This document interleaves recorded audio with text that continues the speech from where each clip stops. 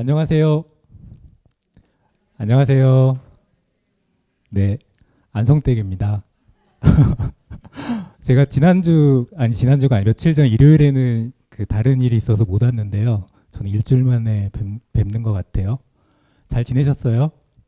네, 일요일에 아주 토론이 뜨거웠다고 전해 들었는데, 예, 그 분위기 이어서 오늘도 교육을 잘 진행했으면 좋겠습니다. 어느새 오늘이 그 공통교육 마지막 시간이에요. 벌써 오늘 포함해서 4번 진행했더라고요. 그래서 이제 오늘까지 공통교육 끝나고 다음 주부터는 모니터단 심사단 2회 교육이 있고 그 다음 주에 시민추진단 2회 교육이 있습니다. 이렇게 진행을 하면은 전체 교육 사업이 끝나게 될 것 같아요. 절반 왔네요. 네, 수고 많으셨고 오늘도 그 똑같이 3시에 시작해서 5시에 끝나는 일정으로 진행을 할 것 같고 1부와 2부가 나눠져 있습니다. 1부는 그 이원재 교수님께서 먼저 오늘은 이야기를 해주실 거고 지난 그 일요일 날 그 토론했던 내용들을 좀 반영해서 좀 강의 내용을 좀 수정하셨다고 하거든요. 그래서 지금 자료집에 나와 있는 교육 자료는 좀 내용이 달라졌을 거예요. 그래서 교육 자료보다는 앞에 슬라이드 화면을 보시면서 들으시면 될 것 같고요. 두 번째 2부에서는 그 책마을 해리 이대건 선생님 모시고 이제 고창 지역문화 현장에 대한 이해라는 주제로 이야기를 들을 예정입니다. 긴 시간이긴 하지만 오늘 또 좀 잘 집중해서 교육에 참여해 주셨으면 감사하겠습니다. 그럼 먼저 그 일부 이야기를 먼저 시작하겠습니다. 박수로 이원재 교수님을 자리로 모시겠습니다. 네, 안녕하세요. 박수 안 쳐줬으면 실망할 뻔했는데 안성댁은 안성댁이라는 말해도 되게 좋아하시네. 저는 엄청 이야기를 해야지. 예, 그 닉네임이 중요한 것 같습니다.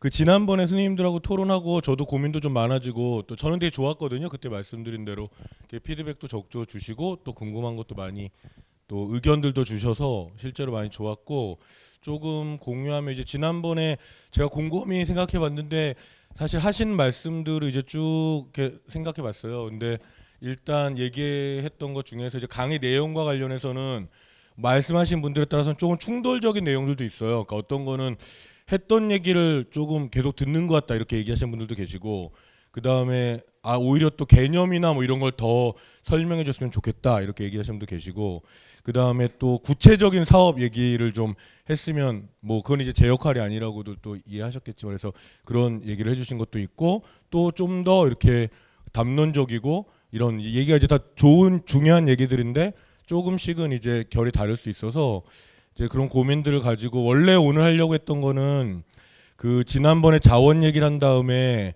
제가 이제 그 고창에서 이 제안서를 만들면서 자원 분석하고 이런 것들을 이제 좀 더 같이 내용적으로 설명드리는 거 하려고 했는데 지난번 좀 토론을 듣고 그 얘기를 하면 이제 고창 얘기를 자꾸 하니까 아는 얘기를 하는 것 같다 이렇게 느끼시는 것 같고 또 실제로 저보다 더 많은 내용을 아시는 분도 있을 것 같아서 오늘은 이제 좀 내용을 바꿔서 그 얘기해 주신 뭐 내용들 중에서 개념이라든지 뭐 사례라든지 이런 걸 좀 담아왔어요. 그래서 제가 1시간 정도 강의할 텐데 오늘은 크게 지난번에 얘기한 거버넌스 관련된 거나 그런 관련 다른 도시 사례들을 좀 구체적으로 설명을 드리고 그 다음에 개념 관련해서는 우리 치유 개념이나 우리 제안서에 있는 이 부분을 좀 더 설명드리는 시간으로 하려고 합니다. 그리고 이제 제 강의와 별도로 지난번에 선생님들이 좀 얘기해 주신 게 관련해서 어제도 센터 분들이 또 한번 보자고 그러셔서 센터하고도 만났었고요. 그래서 지난번에 말씀하신 것 중에서 사실 이제 제가 가지고 있는 생각 중에 하나도 이제 교육이 진행될수록 궁금하신 게 이 구체적인 센터의 사업과 이 추진단이 앞으로 어떻게 진행될 것이냐 뭐 이거에 대해서도 관심이 많으실 것 같고 그거 뭐 제가 답변 드릴 수 있는 내용이 아니기 때문에 또 지난번에 센터장님도 나와서 이제 이야기를 하겠다고 하셔서 우리가 오늘 끝나면은 이제 2번씩 심화교육이 있잖아요. 2번의 심화교육에서 다음 주 월목에 시민 모니터링단이랑 심사단 분들이 교육을 받으시죠. 알고 계시죠? 예, 여기서. 그리고 그 다음 주 2번은 추진단 분들이 교육을 받으시잖아요. 예, 그래서 다음번 이제 시민 그 모니터링단 심사단은 다음번 첫 강의는 예정대로 김도영 선생이 와서 모니터링과 평가 문화 관련된 이런 강의를 할 거고요. 마지막 날 뭐 구체적인 심사 모니터링에 대한 계획, 방향 뭐 이런 것들을 센터 팀장님이 발표해 주시기로 했습니다. 그리고 여러분들하고 같이 질의응답 받고 그리고 수료식 하는 걸로 이렇게 진행이 될 거고요.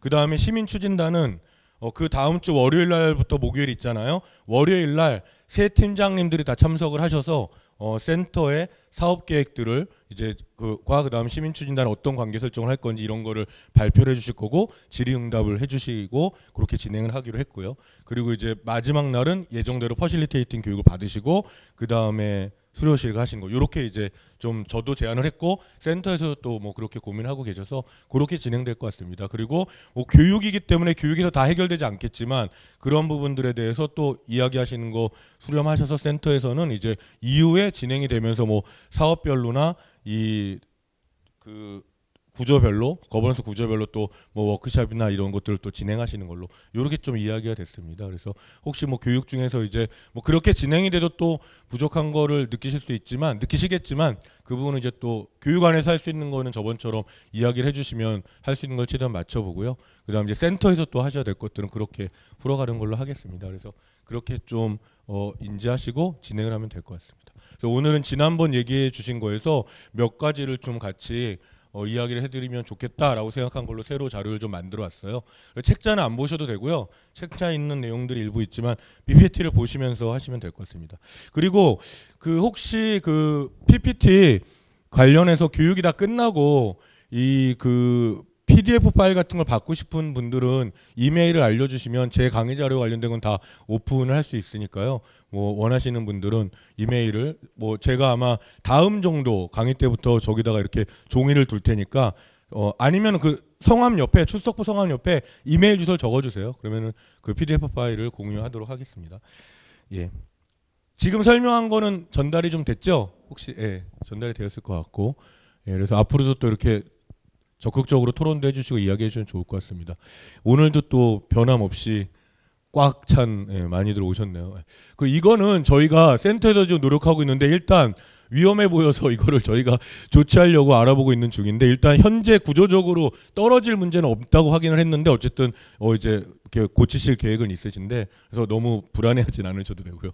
그래서 저도 지난주에 발견하고 센터에서 알고 계시더라고요. 그래서 이렇게 확인하고 계시는데 그래서 자 일단 우리가 뭐 구체적으로 여러분들 그 교육 방법론에서 제일 교육 효과가 큰 게 뭔지 아세요? 되게 슬픈 결론인데 심리학자들이 실제로 연구를 해가지고 늘 말하는 교육의 가장 효과가 큰 게 비교하는 거예요. 비교하는 거.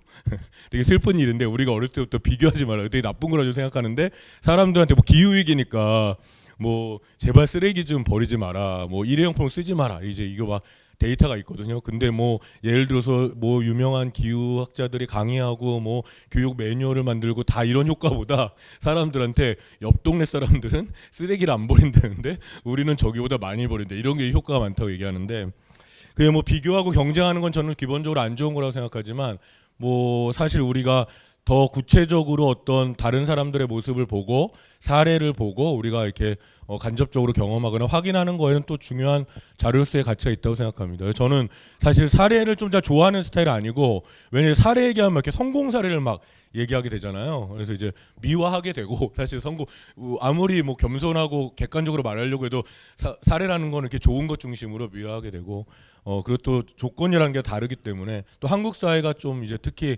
사례를 그 과정들이라든지 뭐 그런 거를 나눈다기보다는 결과값을 이렇게 가져다가 저걸 막 하자 이래가지고 이제 그런 경우가 많아요. 그래서 그런데 그런 걸 염두에 두시고 우리가 그래도 다른 도시들이 하는 거에서 우리가 같이 경험하고 이럴 만한 것들이 또 있으니까 그렇게 보려고 하고요.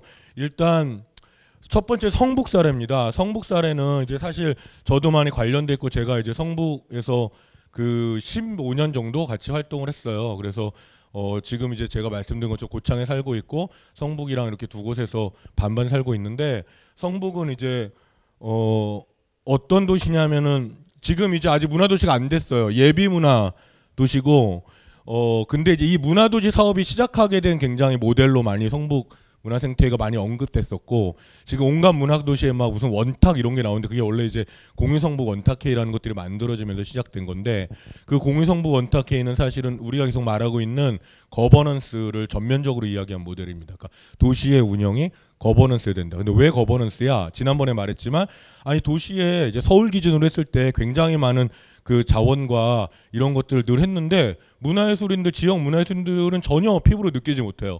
뭐 예를 들어서 큰 축제도 하고 뭐도 하는데 문화예술인들 별로 느끼지 못해. 그리고 성북이 어떤 도시냐? 퀴즈를 한번 해볼까요? 대한민국에서 기초 단위로 우리도 기초죠 고창군이 기초행정 단위로 문화예술인들이 제일 많이 사는 도시가 어딜까요? 다 서울에 있겠죠? 어딜까요? 1위가 너무 그런 쉬운 숙제를 제가 1위가 성북은 당연히 아니죠. 성북은 3위입니다. 성북 2위 죄송해요. 성북 2위입니다. 1위는 어딜까요? 서대문구 땡. 마포구 빙고. 홍대 앞이라고 말하는 뭐 서울에 또 사였던 분도 계시니까 이주하신 분도 계시니까 마포구 1위예요. 마포구가 안성댁이 많은 인생을 마포구 지역 활동과 이런 거에 갈아 넣었거든요. 그 마포구에 이제 문화예술인들이 많고 그렇죠. 그래서 거의 1위예요. 2위가 성북입니다. 성북이 옛날부터 이제 뭐 서라벌예대 뭐 이게 좀 연식이 있으신 분들은 이걸 아시면 이제 상당한 연식이 있으신 거죠. 중앙대학교의 전신 이제 서라벌예대가 있었고 뭐 지금도 대학이 한 7개가 있고 그리고 이제 그 대학로 배우지여서 지금은 되게 많이 비싸졌지만 이제 예전엔 좀 성 바깥 도시잖아요. 그러니까 지대가 싸니까 많이 살았어요. 그리고 세 번째로 많은데도 대부분 잘 못 맞히세요. 세 번째를 말하면 대부분이 영등포를 이야기하세요. 이제 영등포에 물레예술촌이 있고 영등포가 아니고 3위는 관악구입니다. 관악구는 문화예술 생태계가 발달돼서가 아니라 청년들이 1인 주거를 엄청 많이 시작하면서 고시촌들이 빠지면서 거기에 이제 막 예술가들이 그러면 이제 3위가 관악구인데 자 성북은 원래 자원이 많은데요. 제가 처음에 10몇 년 전에 만났을 때 이럴 때 구청장님이나 뭐 많은 분들이 성북의 유명한 말이 구수는 많은데 꿰는 사람이 없다 뭐 이런 얘기를 많이 했었어요. 근데 이제 예술 거버넌스를 만들고 사실 그때 성북문화재단이 만들어질 때였어요. 지금 이제 한국의 지역문화재단이 뭐 수백 개가 만들어졌는데 불과 몇 년 사이에 만들어진 거예요. 광역재단들이 만들어진 지 채 20년이 안 됐고 서울문화재단 20년이 안 됐고 그다음에 뭐 경기문화재단이라든지 부천문화재단 이런 데가 이제 오래전부터 있었고 많이 만들었고 기초가 만들어진 게 지난 한 5년 사이에 뭐 엄청나게 만들었습니다. 작년에. 그래서 이제 굉장히 많은 생겼고 성북구도 2012년도 이럴 때 이제 성북문화재단이 처음 등장해요. 그러면서 이제 같이 뭘 해볼까 했을 때 이제 저희가 제안한 게 재단이 뭐 맨날 뭐 지원해주고 뭐 하고 이런 거 이제 뭐 별로 신뢰도 잘 안 가고 그리고 이제 이렇게 별로 효과가 없고 같이 뭔가를 만드는 걸 해보자. 그래서 예술가들이 직접 공간들을 만든다거나 아니면 이런 걸 해보자. 이런 얘기를 하면서 이제 여기서 나온 개념이 그런 원탁회의 같은 걸 만들고 그래서 한 달에 한 번씩 만나면서 이야기들을 하고 고창 분들한테는 잘 체감이 안 되겠지만 이제 서울에서는 이제 워낙 모르고 지내니까 사실은 이제 한 달에 한 번 예술가들이 뭐 알아서 만난다는 게 흔한 일은 아니죠. 그러면서 사실은 그런데 기초가 오히려 대한민국에서 서울 수도권의 기초가 더 돈이 없어요. 오히려 지역으로 올수록 오히려 돈이 더 있고 다 복지 비용이나 이런 걸로 많이 나가서 종로나 중구처럼 인구는 없고 사는 사람 없고 기업 빌딩만 있는 데는 돈이 있는데 이제 성북구 같은 데는 전통적으로 못 사는 동네예요. 돈이 없어요 별로. 그러니까 이제 재단이 뭐 120명 규모로 구성이 됐는데 크게 재단 인건비 빼고는 뭐 사업비가 없는 상황이고 그래서 이제 돈은 안 줘도 되는데 비어 있는 공간이나 그런 것들이 있거든요. 서울에도 이런 것들을 예술가들이 모여서 결정하고 그다음 재단의 운영이나 이런 것도 투명하게 얘기해주고 이러면 그런 거버넌스를 해보자. 그래가지고 모이기 시작했어요.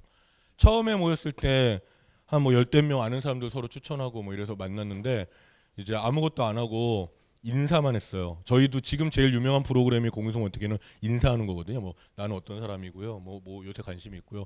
이런 거 하는 건데 처음에 다들 막 너무 눈에 하트 모양 생기면서 너무 좋다. 서울에서 막 이렇게 일 얘기 안 하고 사람들 인사도 하고 만나고 좋다. 그래서 진짜 어떤 목적이 없는 모임이냐. 일단 예술가들끼리 모이는 주민들 예술가는 이제 직업 예술가만이 아니라 예술에 관심 있는 누구나. 성북 사람 아니어도 돼. 성북에 관심 있는 사람 누구나. 뭐 예술가 아니요 누구나 이렇게 했는데 그리고 매달 모이는데 계속 늘어나는 거예요. 6개월 만에 100명이 모이기 시작했어요. 그래서 인사하면 한 2시간이 가요. 이제 사람들이 7개월째 됐을 때 화를 내기 시작했어요. 정말 인사만 하는 거니? 이렇게 그러면서 이제 서로 하고 싶은 것들을 나누고 뭐 재단에서도 아까 말한 대로 어떤 사업들을 결정해서 누구에게 지원해 주는 게 아니라 이런 예산이 있어. 뭐 100원이 있어. 근데 이거는 뭐 언제까지 뭘 해야 되는 일인데 우리가 같이 결정하면 좋겠는데 이런 제안을 시작했어요. 공간이 있어. 뭐 이런 공간이 있는데 그 공간을 원래 뭐 옛날부터 있었는데 지금 운영비도 없고 그래서 빈 공간인데 지역 예술인들이 마음대로 쓸 수는 있어. 그거 이렇게 해가지고 그걸 우리가 지금 문화도시들이 다 쓰고 있는 워킹그룹이라는 개념을 가져왔어요. 워킹그룹의 개념의 핵심은 하고 싶은 사람이 한다. 이제 처음에 저희가 했던 얘기가 그거 재발하지 말자. 나 너무 바쁘고 피곤해 죽겠는데 내가 할게. 이런 거 하지 말자. 피곤하면 하지 마. 쉬고 싶어 쉬고 쉬어. 하고 싶은 사람이 하자. 그래가지고 이제 워킹그룹은 뭐냐면 어떤 주제나 뭐가 생겼을 때 만약에 뭐 남사르 습지에 뭐 축제가 생겨 축제 예산은 1억이야. 근데 뭐 같이 할 사람 이러면 이제 손드는 방법이에요. 그래서 손드는 방법에 참여하는 거예요. 그래서 뭐 예를 들면 여기 지도 제가 여기 있는 이 지도에 많은 것들이 대부분 같이 이렇게 만들어진 공간들입니다. 그래서 뭐 도서관도 그래요. 도서관을 짓고 난 다음에 뭘 하는 게 아니라 어떤 도서관 지을까, 뭐 어린이 도서관 지을까, 뭐 지을까. 그러면 그 도서관 짓는 거에 관심 있는 주민들이나 사람들이 모여서 토론하는 거죠. 그런 식으로 해서 뭐 사실 처음에 뭐 엄청 싸우고 뭐 아름답지만 않아요. 극장 하나 아주 이거보다 더 낡은 극장으로 거의 쓸 수 없는 극장을 예산은 없고 그런데 쓸 수 있는 공간. 근데 이제 영국인들 많다고 그랬잖아요. 관심 있는 사람. 그래가지고 그 워킹그룹이 최대 워킹그룹이 모였는데 한 80명이 모였어요. 7, 80명. 뭐 맨날 싸웠어요. 울고 막. 누구는 애들을 위한 극장을 만들어야 돼. 누구는 무슨 소리야. 영국인들도 지금 극장이 없는데 일단 영국인 전문 극장을 만들어야 돼요. 이러면서 토론하고 그러면서 이제 어떤 사람들이 제일 먼저 떠나가나요? 일단 오래 토론하는 걸 싫어하는 사람들이 제일 먼저 떨어져 나가죠. 아우 지긋지긋해. 빨리 결정하지. 떨어져 나가. 두 번 어떤 사람이 또 떨어져 나가요? 내가 혼자 다 먹고 싶은 사람. 이거 뭐 나 혼자 해도 이거 다 할 수 있는데 뭘 70명씩 모여서 얘기를 해 떨어져 나가. 그러면서 그 극장이 나중에 협동조합이 되고 지금은 사실은 백상예술상이라고 한 그 상을 2개나 받는 작품이 나왔고 뭐 문화부 장관이나 외국에서도 막 오는. 근데 나중에 가보실게 가면 좀 말도 안 되는 극장이거든요. 근데 이제 그런 거버넌스의 힘인 거죠. 그런 식의 여러 가지 이제 뭐 고가 지하를 그렇게 만든다거나. 그래서 성북구가 막 이렇게 주는 게 아니라 주민들이 막 이제 돈을 따오기 시작하는 거죠. 다 협력을 해서 예술가들이랑 그런 거버넌스로 만들어 왔고 사실은 그런 것들이 이제 이런 8년간 이제 이게 사실 이제 그 성북이 작년에 냈던 그 PPT 자료인데 그래서 이제 그런 거버넌스를 쭉 만들어 오면서 공탁을 만들었고 또 공탁이 이제 활성화 되니까 동별로 뭐 그래서 이제 동별로 모임들이 만들어지고 그다음에 그런 활동들을 자발적으로 하기 시작하고 그런 것들이 이제 서울에도 여러 사업들이 있거든요. 불안하다. 얘가 왜 흔들릴까요? 그래서 그런 것들 하면서 이런 것들을 계속 이어가는 걸로 문화도시를 가보겠다. 그래서 새로운 어떤 걸 한다기보다 이런 거버넌스를 예술과 주민과 관련된 거버넌스를 계속 가져가 보겠다. 그래서 성북이 문화도시 예비도시 그 1년 하고 작년에 떨어졌어요. 본도시에서 고창 때처럼 떨어졌고 호불호가 많이 갈리고 뭐 너무 예술가 중심 아니냐 이런 얘기도 있고 그다음에 이제 뭐 성북 그렇게 생각하진 않는데 그리고 이제 또 너무 거버넌스 중심 아니냐 뭐 이런 얘기도 있고 반대로 사실은 가장 지금 시기에 잘 맞는 모델이다 이렇게 뭐 굉장히 많이 이제 뭐 선진지라고 우리가 말하잖아요. 이게 뭐 좋은 개념이 아닌데 놀러 오시는 분도 많이 계시고 전국에서 그래서 뭐 다른 문화도시들도 많이 놀러 오고 이랬었었는데 그런 사례입니다. 그래서 이걸 보면 이제 이런 그 보시는 것처럼 그 사업들을 가장 큰 특징이 뭐냐? 사실 돈이라는 거는 쓰려고 하면 끝도 없이 쓸 수 있는 거고, 그렇죠? 그때 말씀드린 대로 뭐 우리가 우리 고창 군단에서만 돈을 써도 뭐 100억 쓰는 거 뭐 눈 껌뻑하면 쓰려면 쓰죠. 어마어마한 돈이지만 반대로 1억이라도 모으려면 어마어마한 힘든 돈이잖아요. 아이러니하게도 실제 그렇거든요. 아이러니하게도 그래서 이제 이런 것들을 연결하는 겁니다. 사실 누가 어디 가서 다 중요한 일이라고 생각하지만 고창에서도 예산이라는 게 행정일을 좀 해보신 분들은 예산이 다 막 별 볼 일 없어 보이지만 또 다 이유가 하나하나 다 있어요. 이유 없는 예산이 없다 이렇게 이제 얘기를 하거든요. 그러니까 이제 그 예산의 유연성이 되게 떨어지죠. 왜냐하면 누군가 그게 다 관련돼 있으니까. 그러니까 사실 이 자원을 활용하는 방법들에 대한 발상의 전환 같은 거나 방법의 전환 같은 게 필요한데, 그랬을 때 이제 그런 연결들을 하는 거예요. 아까 극장 같은 거는 아마 성북에 있는 예술가들이 극장을 만들어 달라고 그랬으면은 지금도 못 만들었을 거야. 아무도 안 만들었을 거야. 왜냐하면 성북구의 우선순위에서 예술가의 극장 만드는 건 거의 뭐 없어요, 이 지도 안에. 그 전에 뭐 노인분들 복지도 해야 되고 뭐 아이들 모두 해야 되고 뭐 다 해야 되잖아요.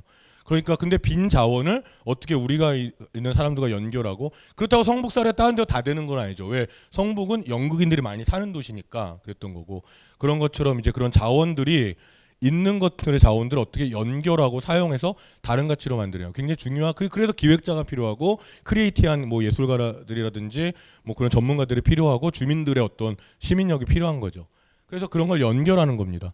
예를 하나 들어드리면, 전국의 문화예술 교육이 2004년에 법제화되고 아르떼가 만들어지는데, 제가 그렇게 전국에서 강의 많이 했어도 지역 로컬 단위의 예술 강사 커뮤니티가 형성되는데 거의 없어요. 근데 예술교육 사업 하나 보더라도 전국에 여러 사업들이 내려옵니다. 온갖 사업들이. 이거 간에 다 우리가 아마 행정부 칸막이 행정이라고 그러지만 우리들도 이제 그 칸막이에서만 사는 거예요. 성북 같은 경우는 그거를 협동조합을 만들었어요. 누가 만드는 게 아니라 처음엔 그것도 오래 걸렸어요. 예술 강사들을 모아서, 관심 있는 예술 강사들 모여서 서로 교류하고, 아까 말한 대로 그러면서 교류하면서 이제 뭐가 필요하지? 그럼 예를 들어서 필요한 것들 우리가 일단 뭐 학교랑 연결해 봤으면 좋겠다. 그러면 학교랑 협력하는 사업을 만들고, 학교에도 또 그런 게 필요하거든요. 지역의 학교들 있잖아요. 이런 식으로 해서 지금 협동조합이 만들어졌고, 그 협동이 심지어 이제 다른 지역, 뭐 지금 천안이나 세종 같은 데 가서도 활동을 하고, 지역 안에서는 또 다른 공간 사업들 관련돼서는 그 예술 공간, 교육과 관련된 공간 만들어보자. 이런 식으로 연결하는 겁니다. 연결하는 거. 연결하는 거. 그래서 그게 이제 이쪽 축에 있는 거예요. 원래 있는, 이미 우리도 고창에도 문화도시 예산이 아니더라도 이미 많은 사업들이 있죠. 그런 사업도 어떻게 연결될 거냐.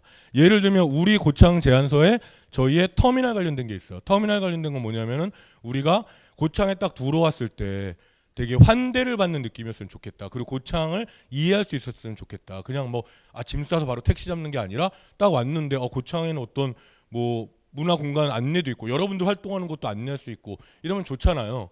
그래서 이제 그런 공간을 만든다는 사업이 있어. 근데 이 사업 할 때는 그런 계획이 없었는데, 뭐 저는 관련이 없는데 그 이후에 보니까 군에서 터미널 이렇게 예산을 또 많이 받아오셨잖아요. 나중에 그럼 이런 것도 어떻게 연결되는가 보는 거죠. 근데 놀랍게도 우리는 대한민국에서는 문화도시 사업에서 터미널 올해 만들었어요. 근데 내년에 그 터미널 부시고 다른 사업하는 게 그게 현실에 있어요. 고창에서 그랬다는 게 아니라. 많이 보셨잖아요. 심지어 어떤 거 있어요?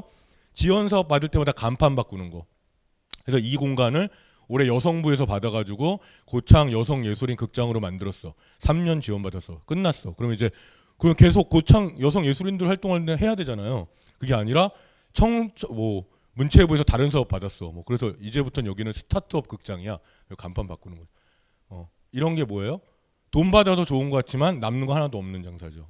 축적하지 않는 거야. 그 연결이 중요합니다. 그래서 우리가 이미 하고 있는 사업들과 우리 일들을 어떻게 연결할 것인가, 그런 것들이 매우 중요합니다. 그래서 우리도 이제 여기 이게 원래 있는 사업들과 문화도시 사업도 어떻게 연결할 거냐, 어떻게 남길 거냐, 이런 거에 대한 이제 경험들, 이런 것들을 고민할 필요가 있고, 우리가 컬처 체인 같은 것도 제가 이제 왜 중요하게 생각하냐면, 고창에서 지금 대한민국에서 예술하는 모든 예술가들이 힘들어요. 왜냐하면 이제 한국 사회 예술이라는 게 제가 첫 시간에 말한 것처럼 이렇게 일상적으로 우리가 여기 계신 분들이 어렸을 때부터 원래 다 예술 가시고 다 예술 경험하셨는데 다 사느라 바빴다고 기억하고 계시잖아요. 특히 연세가 있을수록. 그래서 그 예술에 대한 자기 경험들이 많지 않기 때문에 예술을 이렇게 대상화시켜요. 그래서 뭐 우리가 유럽 얘기 많이 하지만 뭐 어렸을 때 여기 어렸을 때 미술관에서 이렇게 누워가지고 그림 그려보고 그런 경험 있으세요? 그런 거 없잖아요. 그러니까 이제 근데 지금 세대들은 좀 다르잖아요. 그러니까 근데 그 예술가들이 개인이 존재하면 계속 예술가 할 수 있는 말이에요. 예술가 힘들다, 가난하다, 지원해줘라. 뭐 여기 또 로컬은 더 힘들다, 서울 수도권에 다 인프라 있고. 근데 그게 아니라 예술가들의 생태계, 예술가들끼리, 그리고 예술가들이 그럼 뭐 다 맨날 돈 달라고 그런 거 아니거든요. 원래 예술가들이 자기 스스로 굉장히 자존력이 높은 주체인데, 사실은 도시 안에서 뭐 이런 사업하네 저런 사업하네 뭐 여기 부르고 저기 부르고, 근데 실제 예술가 작업하는 거랑 연결을 안 돼. 이런 것도 연결하는 작업들을 해야 되는 거예요. 예, 공간도 마찬가지.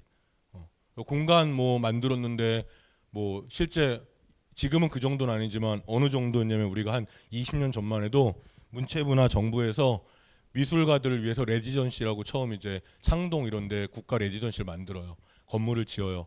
예술가를 엄청난 경쟁으로 뽑아. 예술가 들어와. 그러면 처음 하는 게 무슨 얘기냐면은 수희 아저씨가 저 바닥에 페인트 흘리면 안 돼요. 이런 얘기 하는 거죠. 예. 예술가들이 작업하러 들어갔는데 건물 새 거니까 다 경험 있으실 거예요. 예. 이런 것. 뭐 지금은 그 정도 아니지만 이제 그런 실제로 작동하는 것들은 어떻게 하면 전달될 수 있어요? 그 사람들 당사자 주체들의 자발성과 참여와 그다음 그 사람들의 감각과 그것들에 대한 존중감 속에서 성장해 가는 거거든요. 거꾸로 하기 때문에 그래요. 그러니까 무슨 말이냐면 그걸 더 잘하는 사람이 있는데 그 사람이 아닌 다른 사람들이 결정을 하죠. 예. 축제를 그 지역에서 축제를 10년, 20년 한 주민들과 축제 전문가가 있는데 누가 와서 그러잖아. 아유 뭐 디자인이 별로네. 뭐 이런 거 하잖아요. 이런 거. 그러니까 그게 작동되지 않는 건데 그래서 실제로 작동될 수 있는 컬처 체인 같은 거가 이제 여러분들이 고창의 예술인들이 그래서 그 협력 관계에서 만드는 거죠. 그건 누가 해줄 수 없잖아요. 뭐 군수가 해줄 수 있는 것도 아니야. 뭐 공무원이 해줄 수 있는 거 아니야. 어디 뭐 교수나 전문가 해줄 수 있는 거 아니에요. 다른 주제도 마찬가지겠죠. 그래서 그런 식의 이제 네트워크를 만드는 거고 연결하는 거다. 그래서 뭐 성북은 우리 시민 추진단 이제 제가 그냥 오늘 뭐 성북을 그냥 얘기하는 게 아니라 지난 시간에 말씀하신 것처럼 그러면은 구조를 생각해 보면 이제 이런 거예요. 아까 이제 다른 데서 거의 다 벤치마킹을 쓰고 있는 워킹 그룹이란 개념을 원래 이제 워킹 그룹을 시민들이 그리고 예술가들이나 지역 주체들이 만든다 주제별로 이걸 누가 정해주는 게 아니라 이런 것들을 품는 방식으로 이제 센터를 구성하겠다 이런 이제 구조로 되어 있는 거고 그런 것들이 아까 말한 이제 공론장과 거버넌스입니다. 사실 시민 추진단은 그래서 개별 사업을 하는 추진단이 아니에요. 그 개인으로서는 문화도시에 여러 가지로 참여하시겠지만 시민 추진단 자체는 이 시민력이나 시민 거버넌스를 끌어가는 공동의 집단입니다. 사실은 생각해 보시면 이제 그런 부분에서 그런 거고 그 다음에 뭐 또 다른 사례를 하나 더 말씀드리고 싶었던 거는 부산 영도 사례입니다. 사실 문화도시 사업에서 저 개인적인 것만 아니고 가장 들썩들썩하고 주목도 많이 받고 논란이 많이 된 게 부산 영도입니다. 부산 영도가 이제 2년 전인가요? 크게 뭐 막 문화예술계에서 이슈가 됐던 게 벽화 관련된 논쟁이 붙어가지고 문화도시 센터가 걸었어요. 논쟁을. 뭐 굉장히 용기 있는 거죠. 그 부산 영도에 많은 아파트에 이렇게 벽화들이 있었는데 이 벽화는 정말 누가 원하는 것이냐 뭐 이런 식의 논쟁이 붙으면서 막 토론이 됐었고 여러 가지 흥미로운 사업들을 많이 했는데 제가 오늘 설명드리고 싶은 건 사실 두 가지입니다. 뭐 관심 있으시면 홈페이지에서 다 보실 수 있지만 딱 두 가지를 말하고 싶은데 첫 번째 이거예요. 자, 이게 뭐예요? 많이 아시겠지만 UN SDG 지속 가능 목표라고 지금 뭐 대한민국이나 뭐 다 하는 고창도 다 하고 있어요.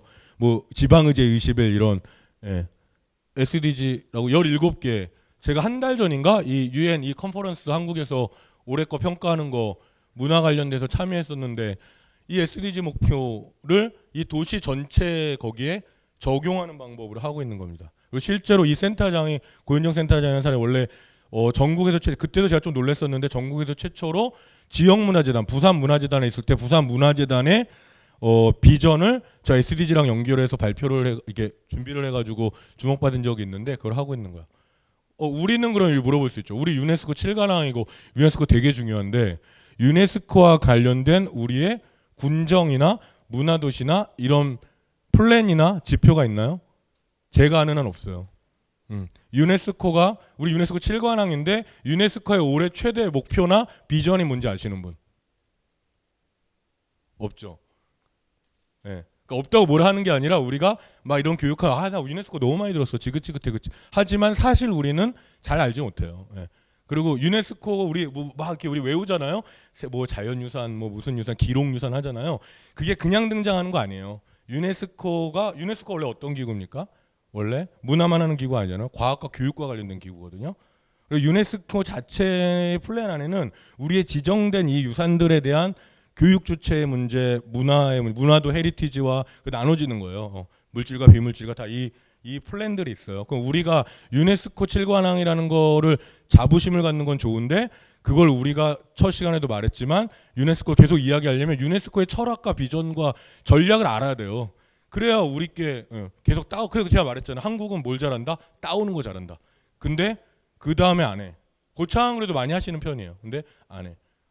서울도 뭐 왕릉들, 조선왕릉 다 지정됐지만 전 본 적이 없어요. 서울시에서 어떤 테이블에서도 서울의 유네스코 지정된 조선왕릉에 대한 어떤 뭐 문화적 가치를 어떻게 지속할 것이냐, 뭐 시민들과 어떻게 거기에 늘 있는 게 거버넌스입니다. 어떻게 거버넌스 할 거냐, 그런 것들.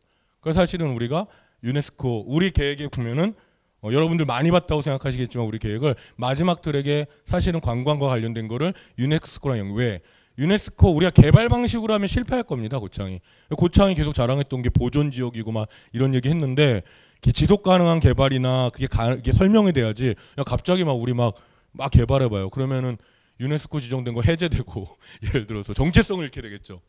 그런 거 근데 그게 굉장히 디테일한 정책들과 다 연결돼 있기 때문에 이런 스터디를 해야 된다 우리가. 그리고 이제 문화도시도 사실은 이 지표 같은 걸 만들어야 돼요. 그리고 이게 측정 가능해야 돼요. 이거 측정 가능한 지표거든요. 17개가. 세부 지표가 다 있어요. 한국 정부도 이걸 매년 발표해요. 17개 항목에 대해서. 근데 우리도 그러면 5년 동안 그리고 5년 이후로도 고창의 문화도시 사업들에 대한 그런 것들에 대해서 얘기를 할 수 있어요. 그리고 그게 왜 중요합니까? 우리가 그거를 다 수치화할 필요 강박은 없지만 그걸 객관적으로 좀 확인할 방법이 있죠. 우리가 이런 예산을 쓰고 이렇게 활동을 했는데 그럼 우리가 유네스코 관련해서 만약 우리가 동학 그럼 우리가 언제까지 동학의 중요성만 말할 거냐? 다양한 지금 활동하시는 것들이 어떻게 문화도시를 경유하면서 뭐 그게 좋은 의미에서 뭐 고창의 정체성이든 아니면 또 더 많은 사람들이 와서 관광을 하든 관광이 원래 나쁜 거 아니잖아요. 관광의 뜻이 빛을 본다는 뜻이잖아요. 새로운 문명과 새로운 문화를 보는 겁니다. 빛을 우리가 관광을 막 개발만 해가지고 그리고 맨날 뭐 천만 관광 유치 뭐 맨날 이런 것만 해서 그렇지 관광의 빛을 본다는 거예요. 그럼 사실 고창이라는 도시 왔을 때 우리가 갖고 있는 유산들 그리고 우리의 생태계들을 뭐 습지도 그렇고 동학도 그렇고 이런 것들을 볼 수 있다면 너무 좋은 거죠. 그럼 이거를 어떻게 우리가 구체적으로 어떻게 해? 그럼 또 분석을 해봐야 되죠. 저번에 판소리도 얘기했죠. 판소리가 하드웨어는 지금 만들어졌는데 그 우리 판소리의 자원 형태가 지금 어떤지, 어떤지 개인의 인물이나 하드웨어만 되는 게 아니잖아요. 그 우리로 판소리 교육 콘텐츠가 있는 건지, 그 교육 콘텐츠 때문에 우리의 도시에 올 이유가 있는 건지, 뭐 이런, 그렇죠. 혹은 뭐 주민들이 치유 도시인데 진짜 판소리에서 우리가 좀 즐겁고 기쁜 이런 느낌을 받을 수 있는 건지, 그리고 그게 수많은 우리가 소비자로서 돈을 지불하면서 문화상품을 사용하는데 그거 못지않게 판소리라는 거 우리가 배워가지고 막 저는 그럴 것 같거든요. 그런 경험도 많이 받고 판소리를 해서 어떤 그런 카타르시스라든지 아니면 또 개인의 어떤 그런 있지 않겠습니까? 예술적인 가치가 힘이 뭐 그런 것들입니다. 그런 것들을 실제로 문화도시 안에 어떻게 연결할 거냐 뭐 이런 것들이 이제 다 중요한 거죠. 습지도 마찬가지고 뭐 지질공원 저번에 이제 너무 잘 설명해 주셨잖아요. 멋지게 뭐 그런 지질공원도 그 지질공원이라는 게 우리가 다 지질 전문가가 되는 건 아니지만 자기와 관련된 혹은 도시와 관련된 연결들이 되는 거 뭐 이런 것들이 중요하다고 생각하고요. 영도의 두 번째 제가 말씀드리고 싶었던 게 그래서 아까 이제 이렇게 있는 거죠. 추진 전략 아예 있는 거예요. 이게 이제 영도의 그 비전이거든요. 두 번째 말씀드린 게 사람들이 뭐 브랜드, 뭐 마케팅 이러면 물론 뭐 저는 그쪽 전문가 아니니까 그것도 많은 게 있겠지만 영도가 뭘 했냐면은 영도가 이 글자가 뭐냐면 영도체라고 만든 거예요. 문화도시를 하면서 폰트를 영도체. 호불호는 좀 갈리겠죠 디자인상. 근데 이 영도체가 지난 3년 동안 세계에서 그 타이포그라피와 관련된 세계의 3대 어워드에서 상을 다 받았어요. 어느 정도 검증된 거예요. 전문적으로는. 근데 그리고 이거 써요. 자 이게 처음 봤거든요. 저는 이 문화도시 사업자 비슷비슷한 거 많이 하는데 폰트를 가지고 괜찮지 않습니까? 아이디어 좋고 그리고 확장성도 높고 주민들도 다 쓸 수 있고 그 다음에 아이덴티티도 생기고 홍보도 되고 마케팅도 되고 뭐 이런 것처럼 우리가 꼭 뭐 브랜드라는 게 뭐 상징물을 세운다거나 그런 것만이 아니라 여러 가지의 방법으로 도시의 정체성을 만들 수 있다. 그런 중에 이제 여기는 이 폰트 타이포그래피를 쓴 거죠. 아무도 안 해봤던 한국 사회에서 굉장히 좋은 전략이었다고 생각했어요. 그 다음 사례는 강릉입니다. 강릉은 시나미는 이제 시나미가 무슨 뜻인지 모르시죠? 우린 강릉 사람이 아니니까. 예. 시나브로의 강릉 사투리래요. 그래서 이제 뭐 시나브로가 원래 어쨌든 천천히 자연스럽게 스며든다 이런 우리 말인데 시나미 가지 강릉인데 좋은 뜻이죠. 문화도시라는 게 그런 제가 늘 강조하듯이 시간성이라는 거 우리가 빨리빨리는 잘하는데 시간성인데 강릉 사례는 딱 하나 때문에 가져왔어요. 민회. 지난번에 말씀드린 원래 거버넌스 얘기 많이 했는데 아까 이제 성북 모델에서 많은 전국의 도시들이 공탁이라든지 뭐 그 원탁이라든지 워킹 그룹이라든지 뭐 이런 걸 가져왔다면 민회라는 걸 이제 제가 뭐 민회는 원래 있었던 단어인데 옛날부터 우리 있었던 단어인데 이제 문화도시 사업으로 민회를 가져왔습니다. 그러면서 사실 이런 구조 굉장히 심플하죠. 사실 강릉 프리젠테이션이나 강릉 내용은 시원시원하고 깔끔해요. 눈에 잘 들어오더라고요. 실제로 이게 작동되는 건 제가 잘 모르겠어요.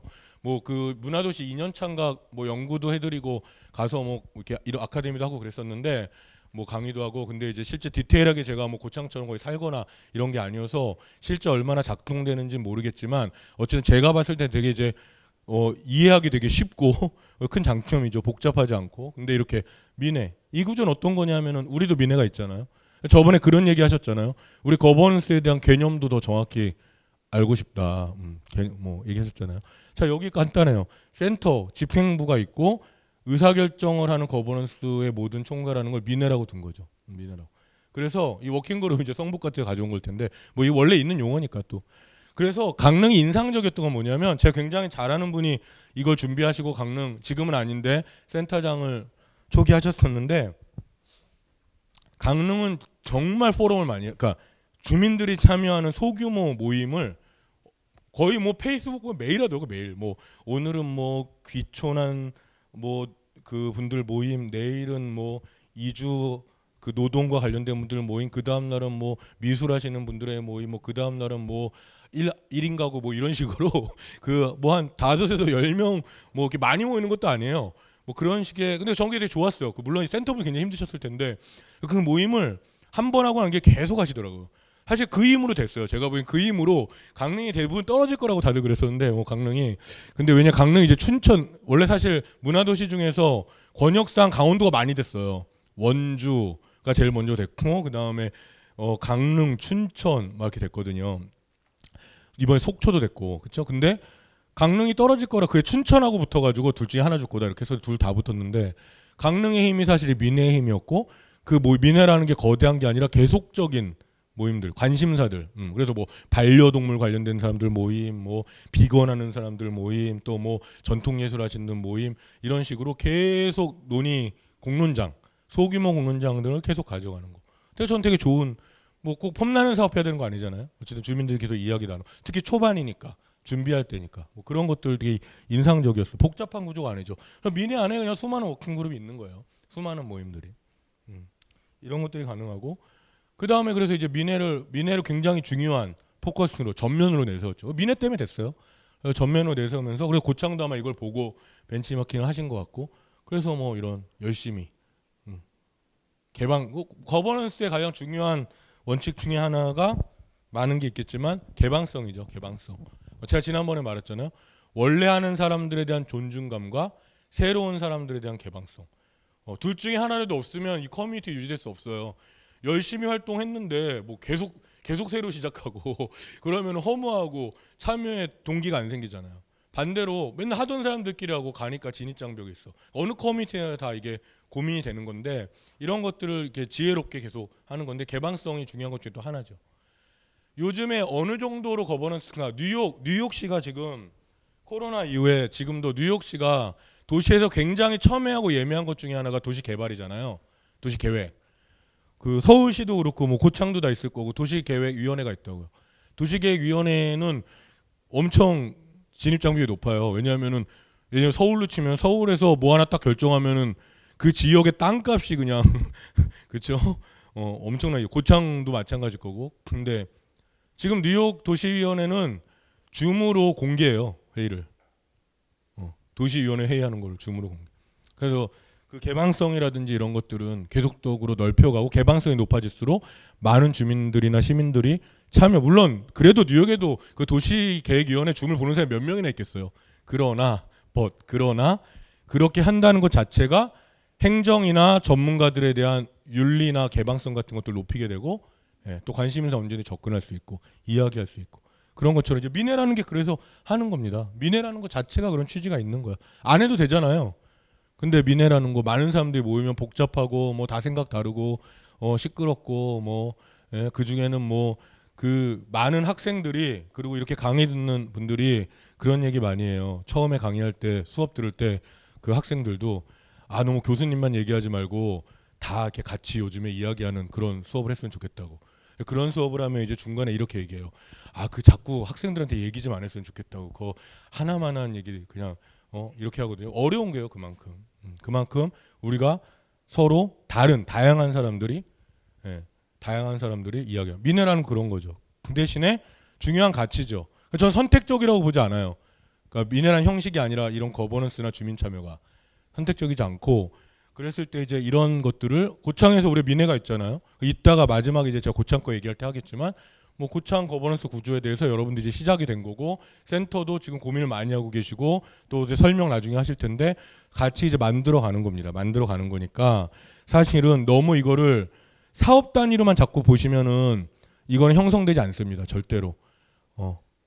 나 예술가니까 예술 사업이 제일 중요해만 생각한다면 나는 농사 짓는 사람이니까 농업과 뭐가 관련돼 제일 중요해. 난 여성이니까 여성만 다 중요한데 추진단 자체나 민해는 그 공통의 가치와 방향을 계속 만든 그건 모두에게 좋은 거기 때문에 그래요. 모두를 위해. 그리고 그 안에서 구체적인 이제 사업들을 연결하면서 가는 거죠.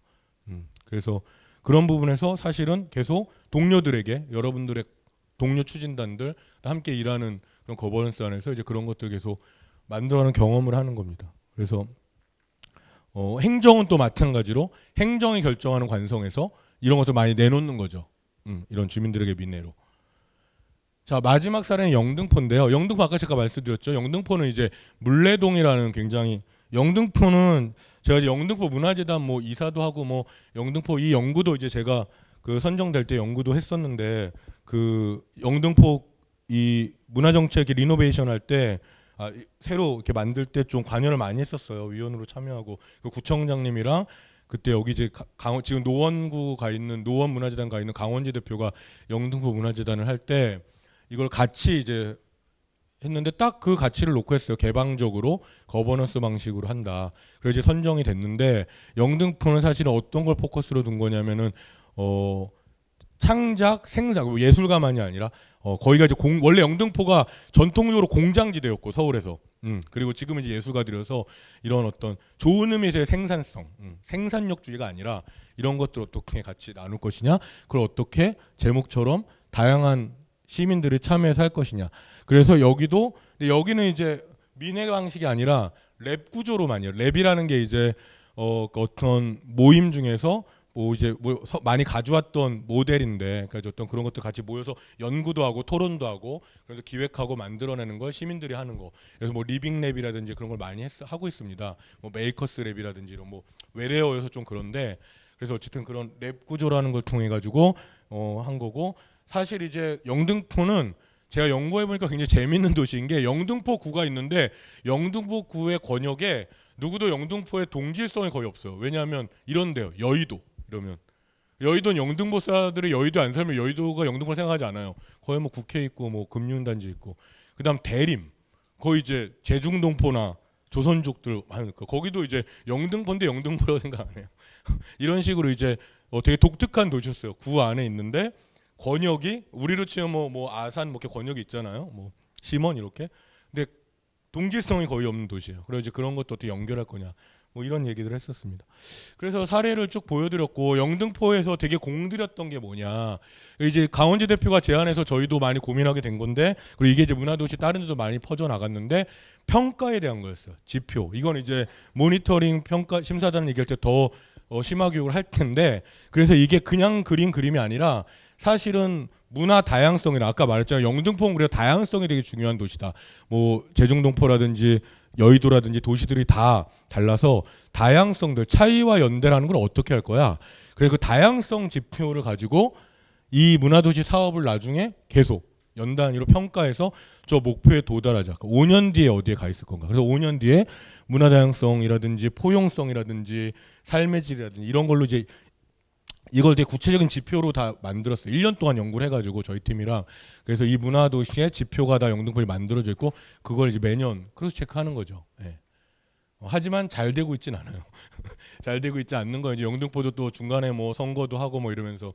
그런데 어쨌든 이제 그런 실험을 했고 그게 이제 다른 도시에도 많이 영향을 미쳤고, 그래서 이제 그 평가 지표, 김도영 선생이 와서 아마 모니터링 심사한테 아주 흥미로운 얘기를 많이 해주실 텐데, 여러분들이 생각하시는 평가 지표라는 게 정해져 있는 게 아니에요.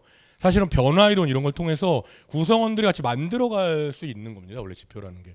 그래서 일방적으로 그냥 평가를 당하는 게 아니고 우리가 같이 활동을 해서 만들 지표가 뭔가 이런 것들을 하는 겁니다. 그래서 뭐 이렇게 이제 사례 얘기를 좀 드릴 수 있을 것 같아요. 그래서 그 뭐 4개 도시 사례를 봤는데, 뭐 사실 대부분 자료들은 그 홈페이지 쳐보시면 제가 그때 선정된 도시들 뭐 보면 센터에 가면 다 비전이나 이런 것들이 있거든요. 한번 보세요. 우리랑 뭐가 다르고, 아 여긴 이런 걸 하네. 뭐 장점들이 많이, 뭐 원주 같은 데는 사실 그림 이야기 뭐 이런 걸 되게 중요하게 이야기 도시 했었고, 이야기 도시라는 것도 매력 있지 않습니까? 모든 사람, 우리 모두도 이야기의 주체들이잖아요. 다 할 얘기들이 있고 서사가 있고 자기 삶의 뭐 이런 이야기들, 그 이야기들의 힘, 경험과 또 어르신들 그런 분들은 또 삶의 경험과 이런 것들이 많이 있으시고, 그래서 그런 이야기 도시라는 컨셉이었고, 뭐 서귀포 같은 데 이제 굉장히 적극적인 생태 관련된 뭐 이런 방법으로 이제 하고 있으니까, 우리가 이제 우리 시작하는 상황이니까 많이 보시면서 참고하시면 될 것 같습니다. 그 우리 걸로 이런 얘기랑 관련해서 우리 걸로 좀 넘어올 건데요.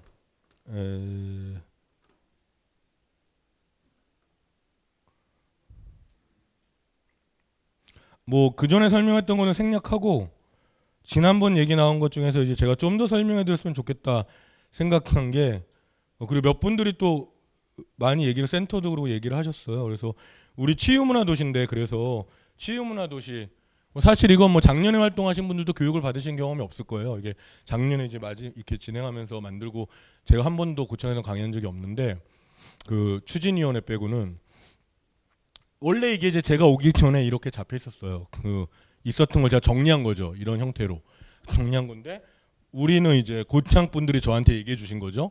저는 이제 고창 새내기니까, 고창은 뭐 동학도 있고 우리가 그다음 예전에 뭐 이렇게 여러 가지 뭐 한센인 마을도 있고, 이런 고창 땅 자체가 갖고 있는 삶의 역사, 어쨌든 이 고창에 있는 사람들, 그리고 정신의 역사, 뭐 대동의 정신 이런 거, 그다음에 이제 이 땅의 역사, 선사시대부터 뭐 고인들부터 시작해서 이런 것들이 이제 고창이라는 도시가 이런 치유라든지 치유 정신과 문화가 있는 도시다.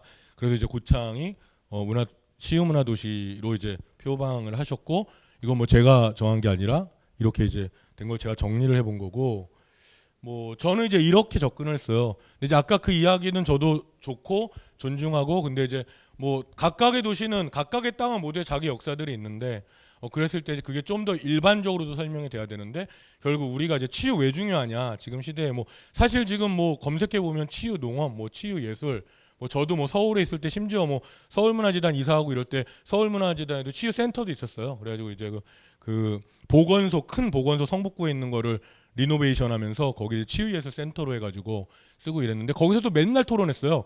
도대체 치유예술이 뭐냐. 이런 얘기했었는데, 뭐 그 그림 미술 치료를 받으면 치유예술이냐, 뭐 이런 분에서 이제, 그리고 치료와 치유의 차이는 좀 뭐야, 뭐 이런 얘기도 많이 하고. 제가 생각한 건 일단 전제는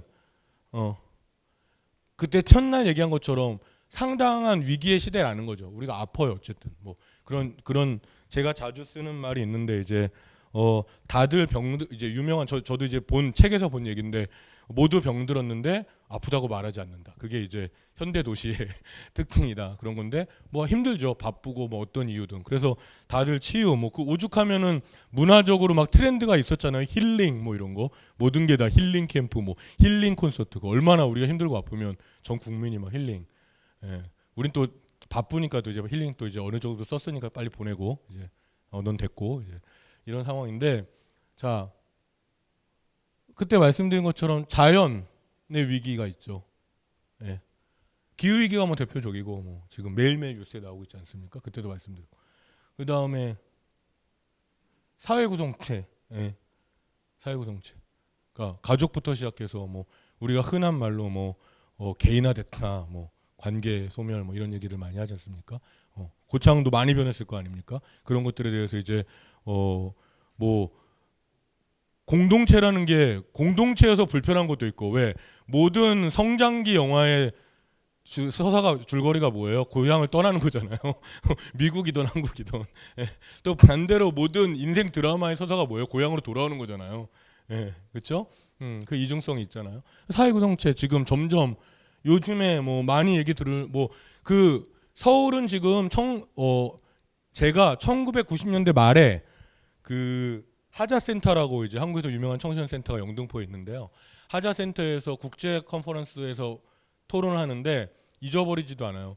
일본의 청소년 전문가 교수가 와가지고 그때 그 토론의 제목이 청소년들의 위기와 뭐 청소년 어떻게 할 것인가 뭐 이런 거였어. 왜 그랬냐면 그때 어떤 문제가 있었냐면 인천에서 무슨 가스 청소년들이 이렇게 가스 때문에 뭐 사고가 나고 이래서 이래가지고 뭐 그리고 뭐 오토바이 타고 애들이 막 이래가지고 이제 폭주족 이래가지고 뭐 그 청소년 문제가 막 올라올 때였어. 언론이 뭐 매일매일 청소년들이 심각하다 쓸 때였어요. 근데 일본 분이 뭐라 그랬냐면 야 니네 진짜 행복한 거야.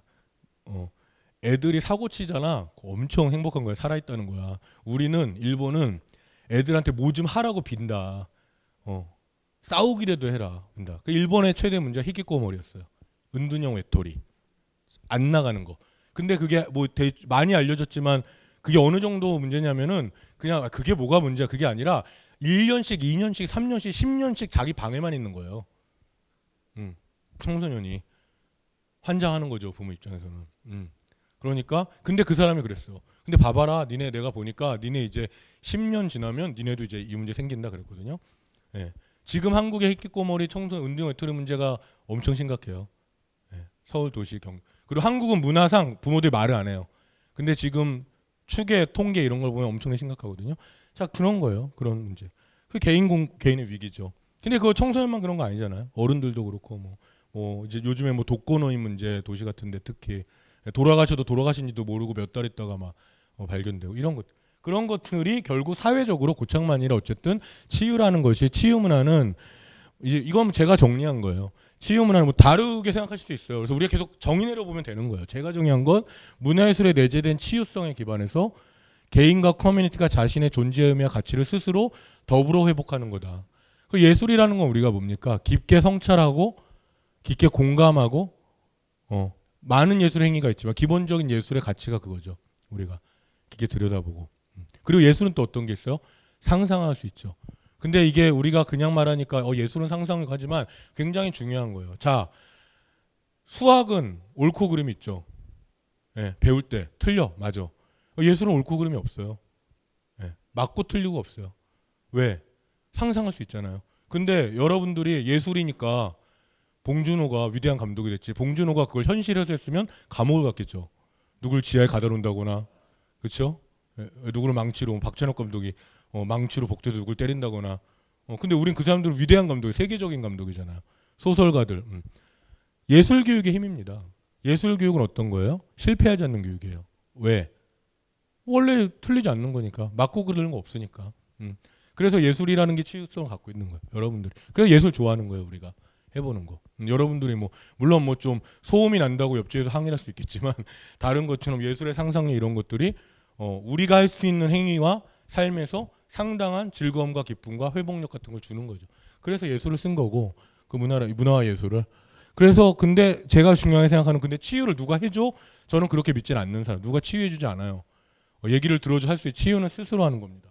근데 스스로 하는데 우리 스스로가 서로 기대고 의지하고 공존하면서 서로 할 수 있는 거죠. 혼자 하는 게 아니라. 여러분들 되게 힘들 때 누가 도와줬으면 좋겠는데 얘기할 때 얘기하면서 힐링이 되지 그 사람이 뭐 나한테 막 얘기해 주는 것 때문에 뭐 회복되는 경우는 별로 없어요. 어떤 인사이트, 어떤 좋은 생각들이 들어올 수는 있지. 정보나 이런 게. 하지만 결국 회복 스스로 합니다. 사실은 말하고 싶었던 거예요. 제일 좋은 컨설턴트는 들어주는 사람이거든요. 사람들이 대부분 얘기할 때 답을 원하는 것 같아서 제일 나쁜 컨설턴트가 누구냐 안 듣고 계속 솔루션을 주는 사람. 이 사람은 얘기하고 싶은데 계속 막 답을 줘. 자기가 아는 걸 막. 사람들은 스스로 어쨌든 회복이 되려 스스로. 하지만 혼자 하는 거 아니다. 그게 제가 생각한 고창 치유문화도시 개념했던 겁니다. 그래서 이런 걸 이제 뭐 또 만들어 봤죠. 안성댁이랑 같이 저희가. 예. 또 문화도시 선정도 돼야 되고, 그 다음에 아까 데피니션 개념만 있으면 이제 그 구성이라든지 과정 같은 게 설명돼야 되니까. 그래서 아까 말씀드린 스스로 서로 살리는 문화도시인데, 이 문장이 그냥 나온 건 아니고 원래 이제 교육이나 대안교육 이런 거 하는 데서 저희가 이제 많이 토론도 하고 이러면서 하면서 가져온 건데, 아까 말씀드린 뭐 여기요 자발성, 자립성이라든지 뭐 연대와 차이와 협력이라든지 개념이 있는 겁니다. 그랬을 때 과정은 스스로 할 수 있어야 돼. 제가 강의한 내용 중에 사실 다 있는 거예요. 과정을 누가 만들어주는 거 아니다. 그러니까 원래 그 사람들이 알고 있는 내발성이라는 건 스스로 할 수 있어야 되는 거다. 그러니까 누가 시켜서 한다면, 동원해서 한다면 생기지 않는 거죠. 그 과정은. 그래서 과정이 생략되는 결과가 내발성은 중요하지 않은 거예요. 그러니까 결과론자들에겐 문화도시가 5년 지났을 때 고창에 60층짜리 빌딩이 만들어지는 게 목표인 사람한테는 여러분들의 내발성은 필요 없어요. 건물 지으면 되잖아요. 그 지을 때까지 쥐어 짜든지 돈을 넣든지 하면 되는 건데, 우린 그걸 하려고 하는 게 아니잖아요. 그러니까 우리들이 즐겁고 행복해야 된다면 과정에 내발성이 있어요. 그래서 치유라는 거는 개인의 자율성에서 자기 혼자만 하는 주관성이 아니라 개인과 사회, 변화를 함께 경험하는 활동이다. 이 과정의 내발성을 설명한 거고, 문화 자체의 치유성, 아까 말씀드린 거 이제 좀 더 설명한 거죠. 내면화된 요소로서 감각, 인지, 감정, 성찰, 즐거움, 몰입, 이런 게 되게 중요하다는 거예요. 성찰성 같은 거 굉장히 중요한 거거든요. 사실 그런 것들이 문화의 치유성이다. 그리고 관계, 그 관계도 통합적 관계성, 뭐 이런 것들과 이런 게 구성 요소라고 본 거고, 이걸 방법, 그럼 그 이런 것들 어떻게 어떤 방법으로 할 건데, 협력, 그 다음에 공간을 매개하자. 어떤 공간이 갖고 있는 힘들이 있거든요. 공간들을 활용하자. 공간에 모이고 같이, 그래서 같이 하자. 그리고 함께 배우자. 목표가 아니라 과정으로 좀 전에 말한 거. 그러니까 누가 가르쳐 주는 거 아니고 함께 배우자. 그런 부분에서 이제 방법이라고 본 거예요. 이게 서로 선순환되는 구조가 이 치유문화도시가 만들어지는 방법이다. 이렇게 생각한 겁니다. 그래서 이런 맥락에서 사실 원래 책자에도 있는 사업들을 그런 치유라는 관점에서 재구성해보면 이 사업들을 그냥 깔아놓은 게 아니라 거버넌스와 관련된 것들, 그 다음에 이제 습지가 이제 이 교육을 포함해서 뭐 그 민회까지 가는 거고요. 컬처 체인은 예술가들이 굉장히 중요하다. 어쨌든 이 도시, 이 문화도시라는 프로젝트 특히 예술가들 중요하다. 그리고 그래서 예술가들의 어떤 네트워크나 이런 것도 지원해줄 수 있는 환경을 만드는 거 중요하다. 그 다음에 이제 이런 것들이 뭐 자료에는 있는데, 다정한 사무소라는 게 뭐였냐면은 읍에 많은 인프라나 인력이 있잖아요. 근데 우리는 사실은 더 많은 면적이 읍이 아닌, 타운이 아닌 농산어촌 지역으로 되어 있잖아요. 그것들을 연결하는 전략입니다. 예, 연결하는. 그래서 읍에 센터들이 있지만 이것들이 각각의 우리 농산어촌, 뭐 공음이라든지 뭐 많은 읍면동 할 때 이제 그 면단이라든지 이런 쪽과 연결되는 사업이고요. 문화 비책은 뭐냐면은 여러분들이 제안하는 사업이었어요. 이거는 이제 사업이 계속 변할 수 있습니다. 제안서에 대한 설명이에요. 취지를 공감할. 이 사업을 왜 안 해? 나중에 그렇게 하지 마시고 하는 것도 있을 거고, 뭐 변동되는 것도 여러분들 조정할 텐데 아마 센터에서. 근데 이 비책은 여러분들이 사업을 제안하는 거예요. 어쨌든. 그래서 뭐 소규모 사업일 수도 있고, 제안을 해서 그 공모 사업처럼 아이디어를 내시면은, 뭐 지난번에 선생님 제안해 주셨잖아요. 이렇게 논이라든지 그 관련된 이런 사업들이라든지 뭐 여러 아이디어도 있으실 거잖아요. 그런 것들 하는 사업이고요. 그렇게 거점 공간 아까 말씀드린 것처럼 뭐 터미널이라든지, 그 다음에 마을회관, 이제 제가 뭐 한 2년 고창에서 작가들이랑 작업해 보니까 주민분들이 가장 많이 사용하는 공간 중에 하나가 마을회관이더라고요. 특히 이제 어르신들 같은 경우, 할머니들 같은 경우. 그래서 이제 마을회관 같은 경우를 어떻게 연결할 거냐. 그리고 마을회관 이제 13이라고 하면 이제 13개잖아요, 우리가. 그래서 이제 13개의 마을회관, 뭐 작은 도서관 아니면 이런 것들의 거점 공간들을 만들어 보자. 연결해 보자. 이런 거고.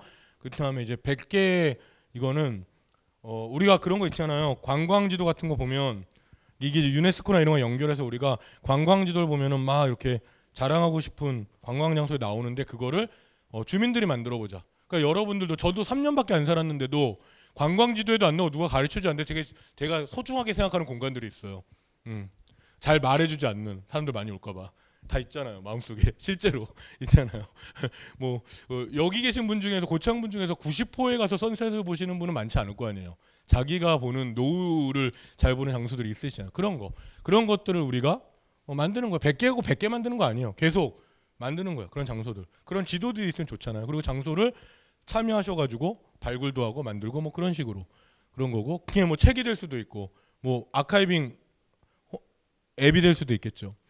그 다음에 이제 아까 말한 교육 같은 게 중요해서 시민 스스로 공부하는 대장간 모임, 뭐 그 전에도 하셨었고 지금도 하고 계시는 걸 알고 있고, 그 다음에 이제 뭐 백년학교처럼 정말 100년을 놓고 아까 우리가 이렇게 서로 배우는 교육이라고 했는데 이런 거래요. 그 이제 대안학교들 예전에 이거 뭐 아주 오래전 얘기지만 그 뉴욕에 가면은 이제 지금은 굉장히 제도화된 학교가 됐는데 뉴스쿨이라는 이제 대학이 있는데, 그 대학이 처음 만들 땐 되게 급진적인 대안 교육이었는데 어떻게 교육 커리큘럼, 이제 교육하는 사람들한테 커리큘럼 핵심이거든요.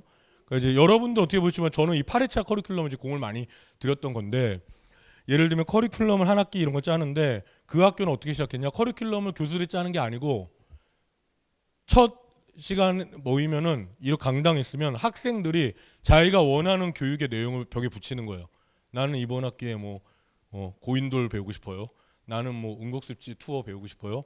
붙이고 자기들이 투표를 하고 그 수업을 이제 하는 거야. 이런 식으로 이제 그 뭐 백년학교라는 게 그걸 하자는 뜻이 아니라 다양한 방법으로 고창의 삶의 지혜라든지 이런 것들을 서로 나누고 이런 이제 학교를 하는 거죠. 뭐 그런 거 뭐 도시랑 연결해서 뭐 물리적인 학교를 만들 수도 있고, 근데 물리적인 걸 떠나서 그런 이제 아까 치유에 맞는, 그러니까 그 얘기 했잖아요. 치유가 꼭 특정 업종이 아니고 그런 가치와 방법으로서 어떤 기존의 계몽주의라든지 일방적으로 주입식이라든지 이런 교육이 아니라 서로 토론하고 이러면서 만들 수 있는 그런 방법에 이런 거고요. 문화대장간은 말씀드린 이제 시민들 스스로 하는 모임이고, 그 다음에 이제 실제 또 직접 찾아가거나 이런 예술가의 보침은 예술가들이 아까 그 읍이나 이런 생활권 단위의 주민들과 만나서 하는 예술교육 프로그램으로 짠 겁니다.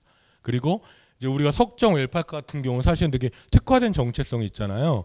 예, 그 실버타운이라는 그런 데서 이제 사실 노인들의 이야기, 이제 저는 원래 이건 이제 좀 사심이 있는 프로젝트예요. 왜냐면 이제 저는 이 노인 프로젝트를 많이 하고 있는데, 왜냐하면 노인분들의 이야기가 특히 로컬로 지역 동네 우리 생활 공간으로 오면 그분들의 이야기가 정말 모아도 바꿀 수 없는 도시의 역사고 지혜고 경험이고 이런 거. 근데 우리가 이제 노인분들은 근데 현대 도시에서 말을 들어주는 사람이 없기 때문에 자식들도 듣기 싫어하고, 그러니까 말 되게 하고 싶으세요. 내용도 많아요. 예, 그렇죠. 그리고 자식들은 자기 부모 얘기는 잘 안 듣기 때문에, 그래서 이제 그런 프로그램을 통해서 뭐 예술가들하고 작업도 하고 뭐 그러는데, 이야기청 작업이라고 그 안성댁이랑 뭐 저희, 근데 그런 것들, 그래서 여기서 그런 고창에, 근데 이것도 석정만 하는 건 아니고요. 석정의 공간을 두고 이제 지역이랑 같이 연결해가지고 우리 고창 그 어르신들의 어떤 삶의 지혜 경험, 뭐 사실 요즘에 작가들이 대도시 같은데 작가들이 굉장히 선호하는 작업이 뭐냐면은 버린 사진들 주스러 다니는 거예요. 옛날에 그거 막 이사하고 이러면 막 가족 사진 이런 거 옛날에 다 막 이삿짐 이런 거에 버렸잖아요. 근데 그 사진을 보세요. 사진을 보면 성북이면 뭐 만약 어떤 노인이 돌아가셨거나 이사 가면서 버렸어요. 이만큼 사진을 앨범을 몇 개 버렸어. 거기에 이젠 다 그거 돈 주고 사서 아카이브 하거든요. 예, 그때 성북천의 모습, 고창도 마찬가지고 지금 뭐 그때 운국습지가 생기기 전에 그 마을의 모습, 이런 사진 그거 어떻게 구해요 우리가? 그게 엄청난 가치가 있는, 심지어 경제적으로도 그것 때문에 하는 거 아니지만 문화 역사 말할 것도 없고 뭐 그런 작업들입니다. 뭐 이런 작업들이 이제 단순히 노인이라는 게 노인을 공경하자 이런 부분이 아니라 실제로 노인을 하나의 개인의 인간으로서 그 사람의 삶 자체의 가치가 엄청 크다는 거죠. 그리고 우리가 이제 영웅의 이야기를 듣는 시대가 끝났잖아요. 영웅 이야기 들으면 재수 없다고 생각하잖아요. 아유 그래 너 잘났네. 생각하죠. 영웅한테 감동을 받지 않는다고요. 대부분의 개인, 시민, 인민, 사람, 뭐 동네 이웃 이런 사람들의 이야기가 더 매력적 감동. TV 프로도 다 그런 거잖아요. TV 프로도 요즘에 셀럽 문화도 있지만 그런 문화도. 그래서 이제 그 이야기들의 민중사라고 말하는 그 이야기들의 힘이 대단한 겁니다. 근데 더 중요한 거 뭐예요? 이게 시간이 있는 작업이에요. 그 구간의 분들이 돌아가시면 들을 수 없는 얘기예요. 그렇죠. 이미 이제 우리는 잘 모르고 있지만 그래서 아카이브하는 전문가들은 막 그런 얘기 해요. 진짜 막 잠을 못 잔다고. 아, 저 할아버지가 돌아가시면 이제 저 얘기는 아무도 못 듣는데 그런 생각이 듣겠죠. 만약에 우리도 고창에서도 운곡습지가 생기기 전 마을에서 이주했던 경험을 가신 어르신들이 이제 돌아가시고 나면 그 이야기는 우리가 뭐 사진이나 기록을 볼 수 있지만 그게 라이브로 들을 수 없죠. 그런 게 얼마나 많겠어요. 그런 게 뭐 제가 얼마 고창에서 들은 얘기 중에 제일 흥미로웠던 거, 제가 고창여고 앞에 사는데 어떤 분이 산책하고 얘기하다가 뭐 막 이렇게 수다 떨다가 그분 고창여고 나오셨다고, 제 또래신 것 같더라고요. 근데 모양성 안에 고창여고 있었다고 그래가지고 충격받았어요. 모양성 앞에요? 그랬더니 예, 모양성 앞에 있었고 그게 뭐 80년대 그때 이사했는데 책상을 뭐 학생들이 다 나르고 들고 날랐다. 뭐 요새 같으면 학부모들이 난리가 났을 텐데 자기 책상은 자기가 들고 날랐다. 예, 사진이 있다. 뭐 얼마 그날 집에 가서 뭐 그 사진 보고 싶다. 번호라도 땄어야 되는데 막 그런 이야 굉장히 가치 있는 겁니다. 그리고 또 하나 뭐 이 이야기들이 어떤 것들 억지로 우리가 계몽적으로 하는 걸 만들겠지만 자라나는 세대들에게 엄청나게 중요한 교육 컨텐츠죠. 사실 엄청나게 중요. 그래서 그런 부분들에서 어쨌든 그런 겁니다. 그래서 그게 이런 작업들을 그냥 설계한 건 아니고요. 뭐 이 사업이 아이디어가 좋을 것 같아 이런 것만은 아니고 연결되는 과정에서 그래서 1+13이라는 읍과 농산어촌을 연결하는 이런 개념으로 설계를 한 거고 그게 지난번에 말씀드린 그거를 크게 보여주는 우리가 정말 자부심을 갖고 있는 도시 전체가 보존지역이고 생태적이고 지속가능하고 유네스코 7구 하나. 예. 그래서 그런 유네스코의 생태문화도시로 가자. 이 관광은 그런 관광이 아까 빛을 보자. 아직 아무도 본 적이 없는. 너무 약을 파는 것 같은데. 예. 아무도 본 적이 없는 그런 개발. 막 유네스코도 우리 여태껏 관광의 도구로만 썼어요. 유네스코라는 브랜드가 붙으면 아무도 안 와요. 예. 이미 아시겠지만, 예. 그게 중요한 거 아니다라는 거죠. 그 가치를 우리가 알아야 되고 우리가 그걸 설명할 수 있어야 되고 그래서 그런 도시로 가자. 근데 오래 걸리겠죠. 그러니까 이거 원래 브랜딩하는 사람은 제가 이런 얘기하면 싫어해요. 아 진짜 뭐 정신 못 차리는 얘기 하고 있다. 그래서 막 개발도 막 하고 막 얘기하는데 모르겠어요. 저는 어쨌든 뭐 개발을 다 하지 말자 이런 개념이 아니라 이런 가치들이 내재되어 있는 과정들이 우리에게 중요하다고 생각하고요. 그래서 왜냐하면 느리게 가는 게 답답할 수는 있지만 빨리 가서 부시면은 그건 회복이 안 되거든요. 우리가 지금 보고 있는 습지, 고인돌 이 모든 것들은 그런 우리 선배들 고창에 살았던 분들의 지혜가 있어서 지켜졌으니까 볼 수 있는 거지. 그분들이 다 팔아먹고 개발했으면은 못할 거 아니에요. 그래서 그런 뭐 습지도 마찬가지고 그래서 그런 부분들로 가자 뭐 이런 개념이었습니다. 그래서 지난번에 어떤 분들 몇 분들이 뭐 너무 개념 설명이 좀 부족하다 이런 얘기를 하셔서 이걸 얘기했고 이걸 만들기 위해서 이제 뭐 말로만 하면 안 먹히니까 시범 사업들을 하셨던 거고 작년에 이제 제가 치유 프로그램 관련된 그 좀 실체를 가져야 설명이 될 거다. 왜냐하면 우리는 고창을 잘 아니까 막 얘기하지만 뭐 자료만 보고 한두 번 실사 와서 선정을 해야 되는 사람들 입장에서는 실제 사례들이 필요하다. 그래서 이제 말씀드렸던 첫날 말씀드린 것처럼 이 고창의 특징이라고 제가 생각한 농촌 그 다음에 이제 갯벌과 바다와 관련된 염전 부분들 그리고 습지 이렇게 해서 세 개 마을에서 이제 공음에서는 그 어르신들하고 같이 뭐 여러 프로그램들 하고 특히 농사짓는 이제 무용하시는 분들이나 이런 분들이 오셔가지고 예술가들이랑 같이 지역 예술가들 포함해서 그래가지고 그런 어른들하고 같이 몸 체조나 이런 것들을 만들고 뭐 여러 활동들을 하셨었고요. 그 다음에 그 독곡마을 습지 관련돼서는 그 이제 정광표 작가라고 저희가 이제 유명한 사운드 아트 하시는 분인데 이분들하고 독곡 할머니들의 이야기들을 이게 이제 그림 액자라고 누르면 이제 이야기가 작년에 보신 분도 계실 때 그러면서 같이 그 운곡습지의 생태 탐방길 그 지역 어르신들이 말씀해주신 그런 내용들을 가지고 만드셨고 저희 여기 또 참여하셨던 선생님들도 계시고 그날 마지막 날 아쉽게도 좀 그 참여했던 분이 아프시고 이래가지고 우리가 완주를 못했는데 코스를 어쨌든 이런 프로그램도 만들었고 그러니까 이거는 이제 여기만이 아니라 문화도시를 통해서 각각의 마을들에서도 많이 만들어질 수 있겠죠. 뭐 그리고 독곡 스테이라고 그래가지고 예술가가 그 마을회관에서 한 달 정도 할머니들하고 생활하면서 그때 이제 코로나 기간이어서 좀 한계가 있었는데 그때 또 독곡마을 분들이 단체 회식하시고 할머니들이 다 코로나 걸리셔가지고 예, 작가 혼자 외롭게 예, 온지 3일째 된 날인가?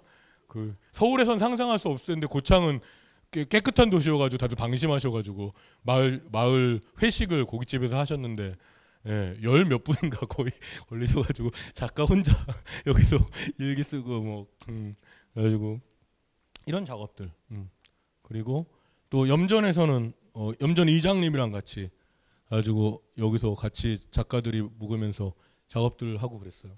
뭐 이런 작업들이 이제 이루어질 수 있겠죠. 꼭 이 모습이 아니더라도 여러분들이 생활하시는 공간, 마을이나 이런 것들을 연결해서. 근데 이 안에도 아까 말한 것들이 다 있습니다. 그냥 한 거 아니에요. 이 창고 같은 경우도 굉장히 중요한 소금 창고라고 저희는 봤어요. 그 딱 보면 예, 제가 이대건 선생님 아직 안 오신 것 같아가지고 예, 계속 약을 팔고 있는 중이에요. 예, 그 장소 자체 장소성 아까 설명드린 그림들이 머릿속에 있으실 거잖아요. 공간 얘기를 그냥 한 게 아니라 이 공간이 있고 없고 굉장히 차이가 커요. 아까 말했던 이것도 뭐 이 마을의 간이라는 장소에 중요하게 본 거예요. 중요. 사실. 그리고 이런 작업들도 사실 이제 이 농로라는 것도 굉장히 중요하게 본 겁니다. 농로라는. 그리고 이제 저번 선생님이 제안해 주신 거지 너무 좋은 제안인 거죠. 예, 그래서 이렇게 제가 그때 첫날 기억나실 텐데 그러니까 논이란 게 중요하고 요즘에 또 뭐 관광적으로도 사실 뭐 그 농촌 지역 분들은 도저히 이해할 수 없는 거지만 아파트에 시멘트 안에서만 살던 사람들한테는 예, 논뷰라는 거 뭐 끝내주는 거고. 예. 예. 그래서 제가 좋아하는 카페 안성댁이 진짜 좋아하는 사랑세봉 카페 논뷰 좋아했는데 올해 그 앞에 밭농사로 바뀌셔가지고 지금 안성댁에 굉장히 슬퍼하고 있어요. 그런 장소성 굉장히 중요한 거죠. 자, 그래서 그런 걸 통해서 이제 이런 생태 감각을 가지고 서로 재연결해 보자. 어르신들, 우리 부모 세대, 조부모 세대까지 안 가더라도 또 이미 또 저희도 이제 적은 나이가 아니니까 그런 감각들이 소멸되고 있거든요. 소멸돼. 아까 제가 뭐 그 희귀꼬머리 얘기했지만 사실 요즘에 대면에서 주문도 안 하는 주문해본 경험이 없는 청소년도 엄청 많아요. 그런 걱정하는 부모들 많아요. 다 앱으로만 했기 때문에 누굴 만나서 주문해 본 적 없는 거예요.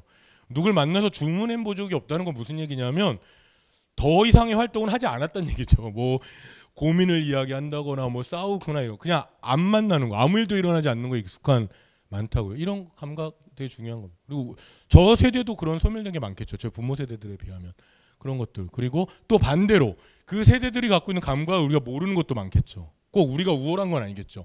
뭐 요즘에 인공지능 얘기 그런 거 많이 하지만 그게 다 나쁜 거 아니거든요. 그 친구들이 갖고 있는 이제 지금 최근에 뭐 뇌과학자들은 우리 모두와 MZ 세대는 좀 MZ 말고 지금 10대 정도는 완전히 다른 뇌과학적으로 다른 세대라고 많이 얘기해요. 왜냐하면은 태어날 때부터 핸드폰이나 이런 그 디지털 세계를 먼저 접한 세대이기 때문에 뇌과학자 제가 다루고 많이 얘기하는데 그런 것들, 그런 이제 회복력 그리고 시민력을 만들어 보자. 뭐 이런 얘기입니다. 그래서 제가 그 조금 시간도 덕분에 생겨가지고 얘기를 좀 더 했는데요. 요거까지만 얘기하고 쉬는 시간을 갖도록 하겠습니다. 그리고 이대원 선생님 강의 들을 텐데요. 그 우리 이 거버넌스 얘기예요. 지난번에 우리 거버넌스 개념 얘기도 많이 하셨는데 이게 큰 거버넌스라고 제가 말했었고 이 시민 추진단 얘기했는데 오늘 말씀드린 것처럼 거버넌스 중에서 추진단은 이 사업이 5년 동안 진행되는 동안 개별 사업의 참여를 떠나서 오늘 말씀드린 그런 거버넌스라든지 흐름들, 사업에 대한 흐름 이런 것들 같이 이야기하고 그런 활동들 하실 거고 이 추진단 자체의 세부 사업에 대해서는 아까 말씀드린 대로 다음 그 심화교육에서 센터에서 설명을 드릴 겁니다. 예, 그래서 그렇게 인지하고 계시면 될 것 같고요. 네, 뭐 여기까지 할게요. 여기까지 하고 그 10분 쉬셨다가 25분에 이 강을 시작하도록 하겠습니다. 2부 이야기 시작하려고 하거든요. 밖에 계신 분들은 안으로 들어와 주세요. 시작하겠습니다. 들어오세요.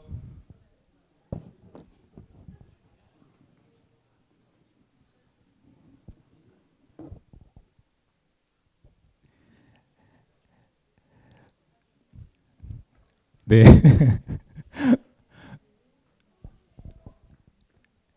그 일단 그 일부가 좀 많이 길어져서 그 2부는 아무래도 조금 짧게 진행을 압축적으로 해야 될 것 같아요. 네, 그거 양해 부탁드리고, 네, 시간이 없어서 바로 자리로 모시겠습니다. 이대건 선생님 박수로 모시겠습니다.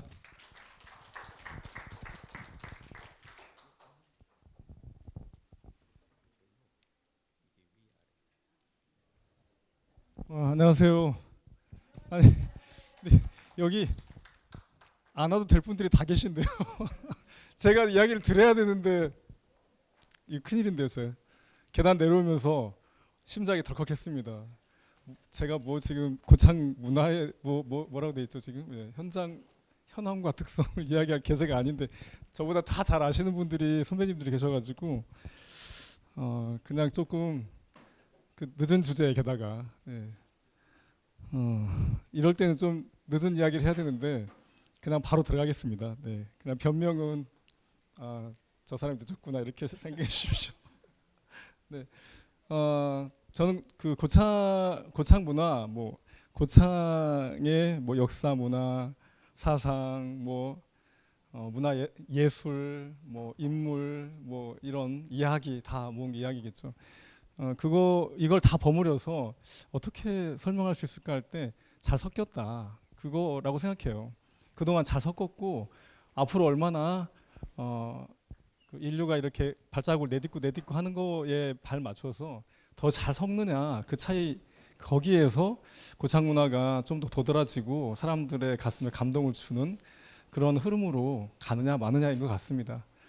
아니 지금 오시는 분들도 다 지금 제가 가서 배워야 될 분들이 막 오고 계셔가지고 이거 의원 이거 네 그래서 저는 그냥 제목을 섞어놓고 보니까 또 이렇게 훌륭한 지금 우리가 또 누릴 수 있는 그런 문화의 흐름을 우리 앞에 선배들이 잡아 놓아 주셨다 생각이 들었습니다. 제가 어제 여기 있다가 새벽에 내려왔거든요. 실은 어제 새벽에 올라가서 오늘 새벽에 내려온 거죠. 다른 서울에 있는 출판사들은 그저께 가서 이렇게 다 전시 준비해 놓고 이렇게 아주 헛헛한 마음으로 다 집에 가서 10시에 시작하거든요. 오전에 10시 맞춰가 나오는데 저희는 여기서 일지는 이제 그저께 가긴 했는데 짐을 다 싣고 제가 새벽 3시에 출발해 가지고 한 6시 40분쯤 도착했어요. 6시 40분 전에 도착했죠.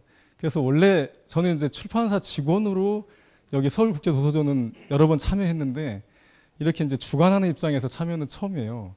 그래서 짐을 다 싣고 가서 원래 이게 흐름이 1층 하역장에다 짐을 풀고 여기 전시장이 1층이거든요. 그래서 그냥 바로 쭉 가면 되는데 1층에 되려고 봤더니 안 된대요. 그래서 3층으로 갔다가 옥상으로 갔다가 지하로 갔다가 계속 헤매다가 3층에 하차하고 짐을 다 내리고 짐이 보통 짐이 아니어서 지금 다시 1층으로 내려와서 다시 짐을 가지고 이제 전시장 들어갔는데요. 그래서 8시에 맞춰서 들어가서 2시간 준비하고 10시 오픈을 했는데 왜요? 했더니 VIP 행사 때문에 1층이 통제된다. VIP가 오시는구나. 그래서 좀 있으니까 경찰 버스 2대가 탁 들어오더라고요. 하차장으로. 그래서 사복경찰들이 쫙 내리고 그래서 VIP께서 서울국제도서전에 오시는구나. 감수해야지.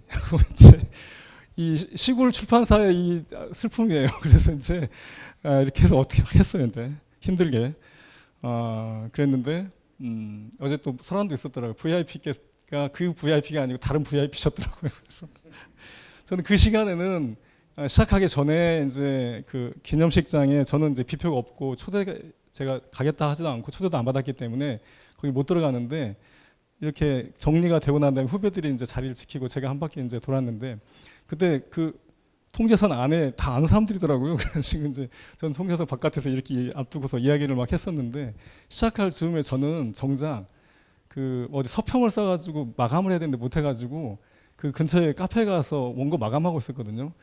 이제 행사장에 참여했던 분들이 끝나고 부스에 오겠다 그래서 선배들 친구들이 그래서 이제 12시쯤 돼서 이제 우리 부스에 왔더니 막 큰 소리가 다 들렸다는 거예요. 거기까지 그 부스까지. 그래서 뭐 소란이 있었나 했더니 페이스북에 막 뜨더군요. 근데 여기도 그 주인공이 한 분 또 같이 계셨더라고요. 또 사진 막 여기 어디 계시나요? 어저께 거기 계셨던 분? 네, 저기 계시는데. 네. 네. 자, 저희는 이렇게 제가 서울국제도서전 이야기를 하는 이유는 고창의 컨텐츠를 최근에 그림책으로 동화책으로 이렇게 또 만든 책들이 있는데 여기 이렇게 눈에 보이는 책들이 좀 있습니다.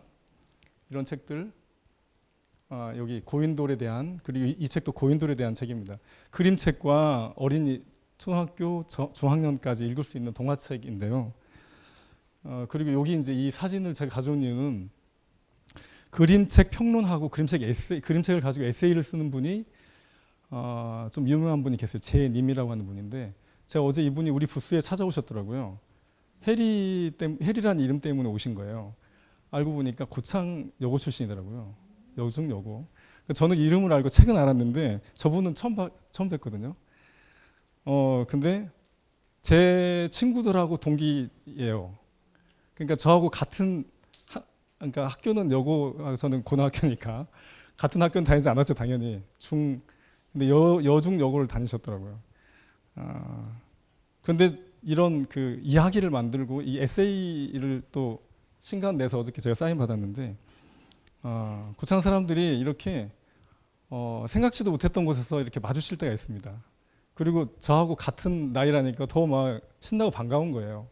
그래서 어저께 기념사진 찍었는데 이거 아침에 좀 넣었습니다, 제가. 네. 그리고 이게 이제 같이 공통 부스인데 공통 부스에 저희가 낸 책이 하나 여기 있습니다. 요 책인데 지금 네 이렇게 여기에 들어 있고 그 안에 한 마디를 뽑아서 저렇게 만들었는데 뭐 굳이 빼놓은 이유는 이렇게 로컬에서 뭔가를 하는 지역에서 뭔가 이야기를 만드는 것이 그냥 이렇게 지역에서만 회자되고 말 일은 아니라는 거예요. 그러니까 제가 오늘 잠깐 이 시작하는 이야기를 좀 차분하게 천천히 길게 좀 하면서 고창이라고 하는 터전에 살고 있는 사람들의 이야기를 어떻게 더 많은 사람들한테 국내 독자들 넘어서 국외 독자들에게 전하는가 그런 방식에 대해서 또 그런 흐름에 대해서 좀 말씀을 차분하게 드리고 싶었으나 이렇게 성격 급하게 지금 정리를 좀 하고 넘어가겠습니다. 네, 그 섞임 이야기를 하다 보니까 저희가 2012년, 2013년부터 마을학교 밤매다 딴짓거리라는 거를 시작했거든요. 근데 그때 이제 그렇게 마을의 주민들 혹은 어르신들을 대상으로 하는 프로그램들이 좀 있었죠. 문화예술교육 프로그램들이라는 문화예술교육이라는 그 형태로 있었는데 저희는 매년 책을 한 권씩 만들기 시작해서 조금 다르게 했는데 그러다가 이제 그 그림책 작가 한 분이 탄생을 했습니다. 이 김선순 할머니라는 분인데 여기 이제 수원의 큰 도서전에 가서 북토크를 하는 장면인데요. 이 할머니는 지금 돌아가셨는데 이번 그 도서전에 두 번째 책, 유고집인데 두 번째 책을 가지고 이번 도서전에 또 나갔습니다. 그래서 어제 누군가 이 책에 대해서 페이스북에 좀 재미있게 다뤄주셨더라고요. 심지어 동네 할머니의 무엇인가가 이렇게 사람들한테도 감동을 주는 그런 역할을 하고요. 여기는 이제 우리 동네 할머니들이랑 같이 했던 그리고 이 장면은 저희가 최근에 작업하고 있는 그런 그 전시도 하고 작업하고 출판도 하는 그런 흐름을 가지고 여기는 이제 이탈리아 볼로냐의 그러니까 그림책을 중심으로 한 북페어인데요. 거기에 저희가 부스를 내서 나갔습니다. 책마을과 함께 협업하는 청년들을 저희 이제 후배들하고 같이 나갔는데 여기서 꽤 호평을 많이 받았습니다. 이때도 가제본으로 그 할머니의 두 번째 책도 가져갔거든요. 병풍책으로. 제가 오다가 이제 변명을 해야 되겠네요. 오다가 그 사고가 있어가지고 좀 한 10분, 20분 지체되는 바람에 더 좀 이렇게 돼버렸는데 실은 아까 흥덕에 차를 놓고 한 차로 전북 재단에 가서 심사를 하고 받고 와서 제가 흥덕에서 차를 가지고 왔어야 됩니다. 왜냐하면 거기에 여기에 제가 이야기하는 책들이 다 들어있거든요. 그래서 이걸 이렇게 착 병풍책을 펼쳐드리면서 보여드렸어야 되는데 네, 죄송합니다. 어쩔 수 없이 변명을 하게 되네요. 네. 이렇게 네 그렇게 됐고요. 이거는 지난 한 2주 전, 3주 전에 스페인의 청년들이 팀 프로젝트를 하기 위해서 한국에 와 있습니다. 이 친구들 중에 팀 하나가 메일 아트라고 하는 이름으로 정말 메일 아트예요. 그 메일 보내가지고 취지를 설명하고 작가들에게 메일로 우편으로 작품을 받아가지고 그걸 책마을에 전시를 했습니다.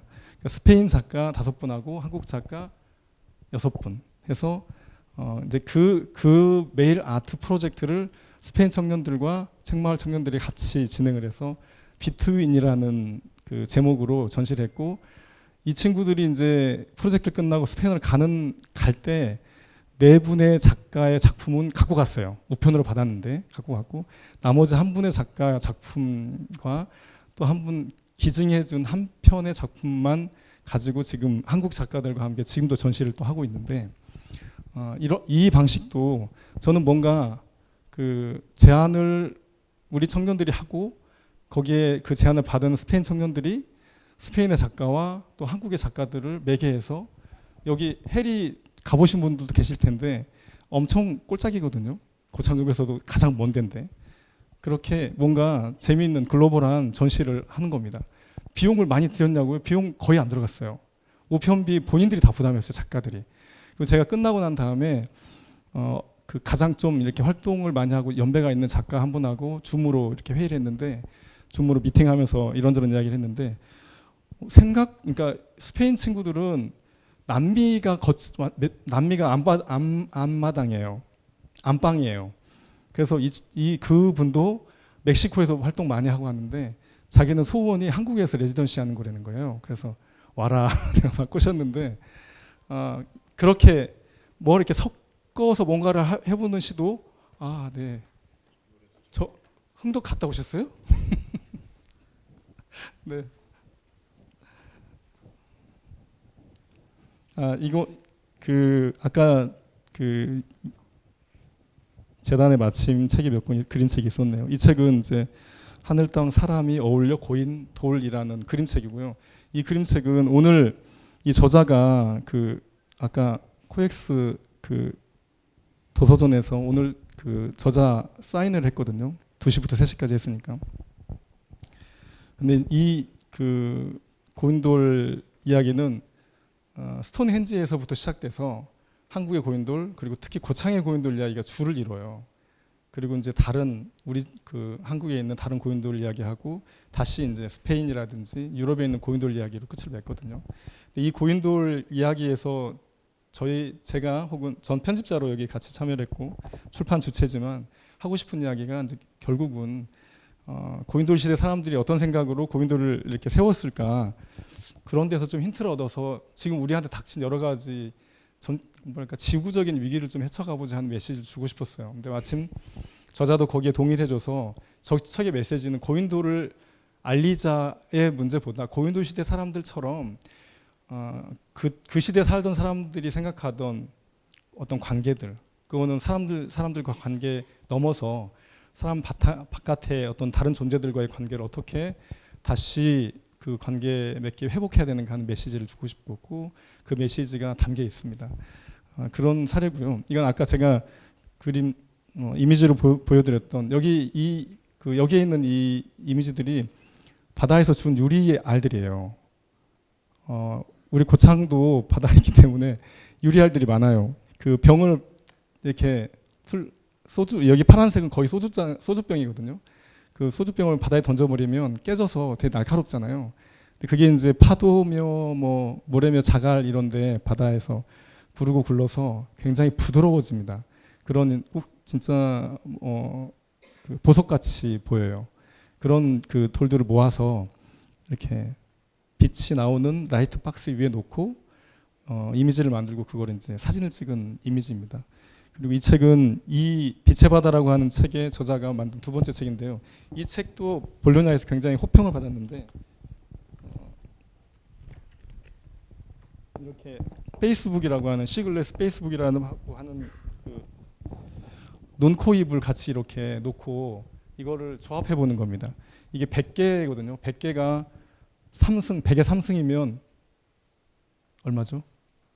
이걸 짜 맞추면 몇 개가 조합이 되냐면 100 곱하기 100 곱하기 100이에요. 그러면 몇이죠? 100만. 네. 이 책 한 권에서 100만 가지의 표정을 만들 수 있는 겁니다. 그리고 여기에 이렇게 사진을 찍은 이 그 유리 조각이 사실은 작아요. 근데 굉장히 크게 확대해서 사진을 찍어가지고 파도가 만든 그 흔적들이 이 유리 조각에 담겨 있는 거죠. 그러니까 그 흔적들을 볼 수가 있는 겁니다. 발견할 수가 있는 겁니다. 우리가 사람들을 만날 때 그 표정을 보게 되면 표정이 아주 미묘한 사람의 얼굴에서 그 생각을 읽어낸다고 하는데 그러려면 관심을 많이 가져야 되고 잘 알아야 되는 것처럼 우리 그냥 이렇게 주변에서 터지는 것들을 모아서 저렇게 의미를 담아본 거죠. 100만 개의 표정을 찾아볼 수 있게 하는 거고요. 그 그림책 예를 좀 보여드렸고요. 예, 이 사례가 있고 제가 지금 이 일들이 어쨌든 고창을 베이스로 해서 일어난 일들이었고요. 이제 다시 고창을 규정할 때 고창의 문화를 어떻게 빼놓을 수가 없는 게 고인돌이겠죠. 우리 고창의 고인돌 특징은 여기 선배님들이 많이 계시니까 잘 아시겠지만 섞여 있는 겁니다. 섞여 있는. 그래서 고창은 남방계, 북방계 지금 이제 뭐 탁자식 뭐 그리고 또 뭐라 그러죠?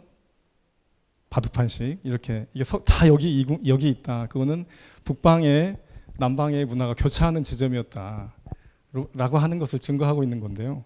그런데 거기서 끝난 게 아니라 고창은 고창식 고인돌이 있어요. 그게 주형 고인돌이고 이 주형 고인돌이 이 고인돌이거든요. 향산리 고인돌이라고도 하는데 이 고인돌은 지금 여기는 받침돌이 굉장히 얇고 높잖아요. 여기는 투박하게 낮고 이 두 가지가 섞여서 이렇게 되는 겁니다.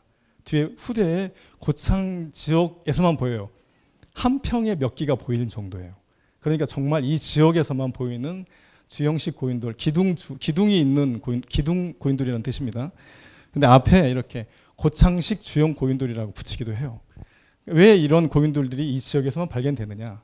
이 두 가지를 그냥 받아들여 가지고 북방계의 묘제로서 혹은 하늘을 살피는 제사를 지내는 경계인 고인돌은 굉장히 다양한 용도로 쓰였고 우리는 이제 지성묘라고 묘를 붙이는 순간 무덤을 이거 확 축소시키는데 그래서 고인돌이죠. 그냥 고인돌. 이 두 개의 북방과 남방의 이 흐름이 만나서 그냥 만나서 같이 있었다만이 아니라 시간이 지나면서 우리식으로 이 지역의 고창식으로 뭔가 새로운 걸 만들어낸 거죠. 근데 어떤 선배는 이 기둥과 여기 사이에 이런 그 받침돌과 갬돌 이 사이에 이런 각도 이런 걸 보고 한옥의 원류다 원형이다라고도 이야기하는 분이 있어요. 고창 사람 제가 고창이어서 그런지 몰라도 전폭적으로 지지하고 싶어요. 그래서 한옥의 원류가 고창식 주형 고인돌일 수 있다. 그냥 그런 부분들은 그냥 우리끼리 어때요? 그냥 받아들이면 괜찮겠죠? 네. 어디 가서 우리도 주장을 하자고요. 한옥이 어디서 왔는지 아니? 고창 주형식 고인돌에서 왔대라고. 네. 저는 이게 고창 문화의 단적인 어떤 흐름이라고 봅니다. 다 왔는데 배척하지 않았어요. 이건 분명히 북방의 어떤 문화를 갖고 있던 세력들이 있었고 남방의 문화를 갖고 있는 세력들이 뭐 나중에 왔거나 뒤에 왔거나 서로 앞서건 있었건 했겠죠. 어느 한쪽을 배제해서 아래에 놓거나 밀어낸 게 아니라 다 받아들여 가지고 다 인정하는데 그냥 그 상태로만이 아니라 그 사이에서 새로운 혼종의 결과를 만들어냈다는 것. 저는 그게 중요한 고창의 문화의 특징이라고 봅니다. 그리고 그 뒤에 몇 가지 이야기를 여기서 이야기를 풀어나기 시작하면 좀 더 꽤 할 수 있는데 여기서 좀 접고 네 죄송합니다. 네 그 다음은 이제 한참 와가지고 동학농민혁명이죠. 동학농민혁명을 여러 가지 관점에서 바라보고 연구자들도 많고 합니다. 근데 저는 제가 와서 몇 년 있다 이렇게 자료들을 모아가지고 그때 백원철 교수, 명렬 박사, 안우상 선생님 이렇게 몇 분들이랑 같이 자료를 보고 출판을 한 책이 있는데 그게 제목이 거창하게도 19세기 사상의 거처예요. 그러니까 사상의 거처는 김남주 선생의 그 시집 제목인데 그걸 가져다가 19세기 1800년대 100년에 사상의 거처를 고창 중심으로 풀어본 책인데 그 책의 주요한 테마는 두 가지입니다. 하나는 뭐냐면 서학이에요. 서학. 저는 이제 이름이 대건이고 여기 저의 근본에 대해서 아는 분들이 너무 많기 때문에 가톨릭 집안이고 그래서 서학 천주교에 대해서 더 이렇게 생각도 깊고 한데 지금 이 1894년은 1800년대 끄트머리잖아요. 1801년 이때 여기는 구순회죠. 구순회에서 한 2km 떨어졌나요? 개갑이? 개갑장터에서 신주박해 때 한 분이 목이 걸려요.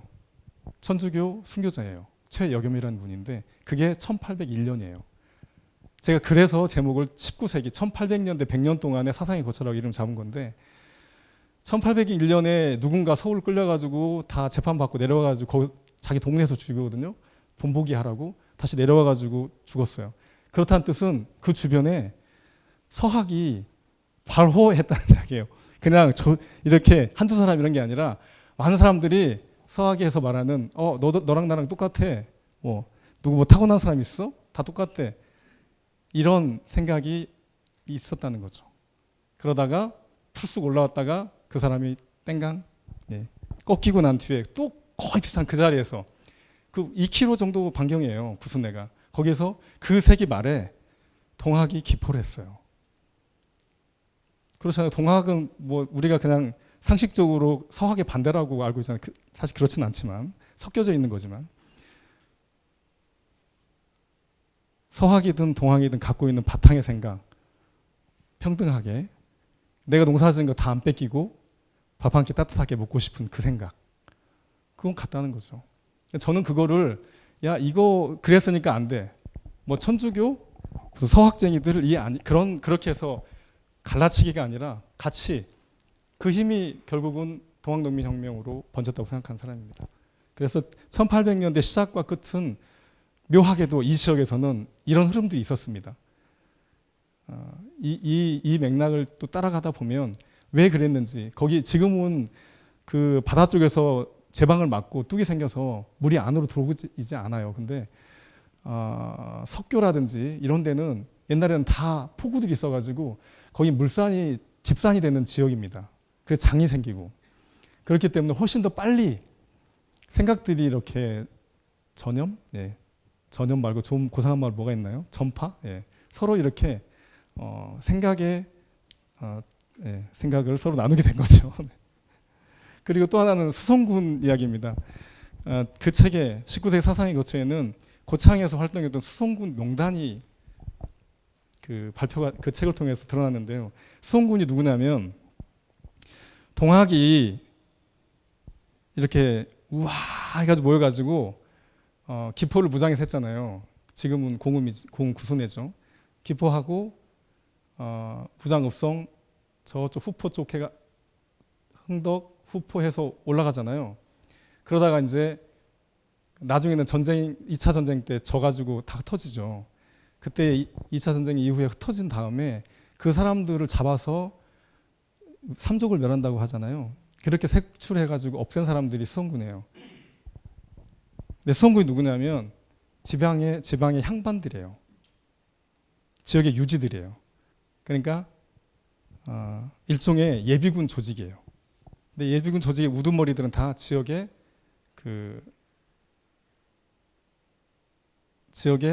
이 로얄 패밀리들이죠. 그 명단을 백원술 교수가 찾아가지고 여기 실었어요. 우리는 그동안 동학 이야기만 했거든요. 근데 동학의 반대쪽에 있어서 활동을 했던 사람들에 대해서는 아무도 생각하지 않았었죠. 이거 어쩌면 뇌관 같은 것일 수도 있는데 근데 이거 그냥 모른 척 할 수는 없거든요. 알아야죠. 그리고 그 명단에 보면 지금 고창에서 이렇게 활동하시는 분들의 패밀리들이에요. 다. 불과 100 몇십 년 전이기 때문이에요. 그러니까 이 부분들은 지금 우리가 어떻게 이 두 맥락을 연결시켜서 동학 이야기를 하는가 할 때 사실 저 맥락을 빼놓고 있는데 필요하다는 이야기예요. 전체 지금 맥락에서는 좀 비껴져 나갔지만 동학농민혁명에 대한 이야기를 할 때 이 수송군의 존재에 대해서도 특히 고창은 굉장히 격렬했기 때문에 우리가 한 번쯤 다시 되짚어볼 필요가 있다. 이 이야기도 이 정도에서 마치도록 하겠습니다. 너무 이렇게 덤성덤성 건너뛰어가지고 네. 그리고 그 흐름 하나 중에 고창 소작답 그 양도 싸움이 있습니다. 혹시 들어보신 분 계시나요? 네, 들어보신 분 아마 계실 거예요. 지금 여기 제가 다 압니다. 아는 분들 누구신지 다 아는데요. 1987년에 양도 투쟁이 시작이 됐고, 그러니까 이게 뭐냐면 북한이 토지 개혁을 했죠. 무상몰수, 무상분배했습니다. 근데 남한이 토지에 대해서 냅둘 수가 없잖아요. 그래가지고 아주 강력한 개혁을 했습니다. 유상몰수, 유상분배. 그래서 대지주들한테 땅을 받아야 돼요. 다 몰수를 해야 되니까. 그러니까 돈을 지불하고 그때는 이제 유가증권을 발행했는데 받는 거죠. 그 사실 받는 게 말이 받는 거지 뺏는 거죠. 그래서 그때 부의 어떤 대격변이 일어납니다. 제가 세면 안 되겠군요. 종가 음식을 한번 한 10년 정도 취재를 하러 돌아다니는데 종가에 들어가 보면 여러 이야기 중에 그때가 격변이었어요. 종가들이 이렇게 분화하는 어떤 격점이었고 일제에도 그러지 않았어요.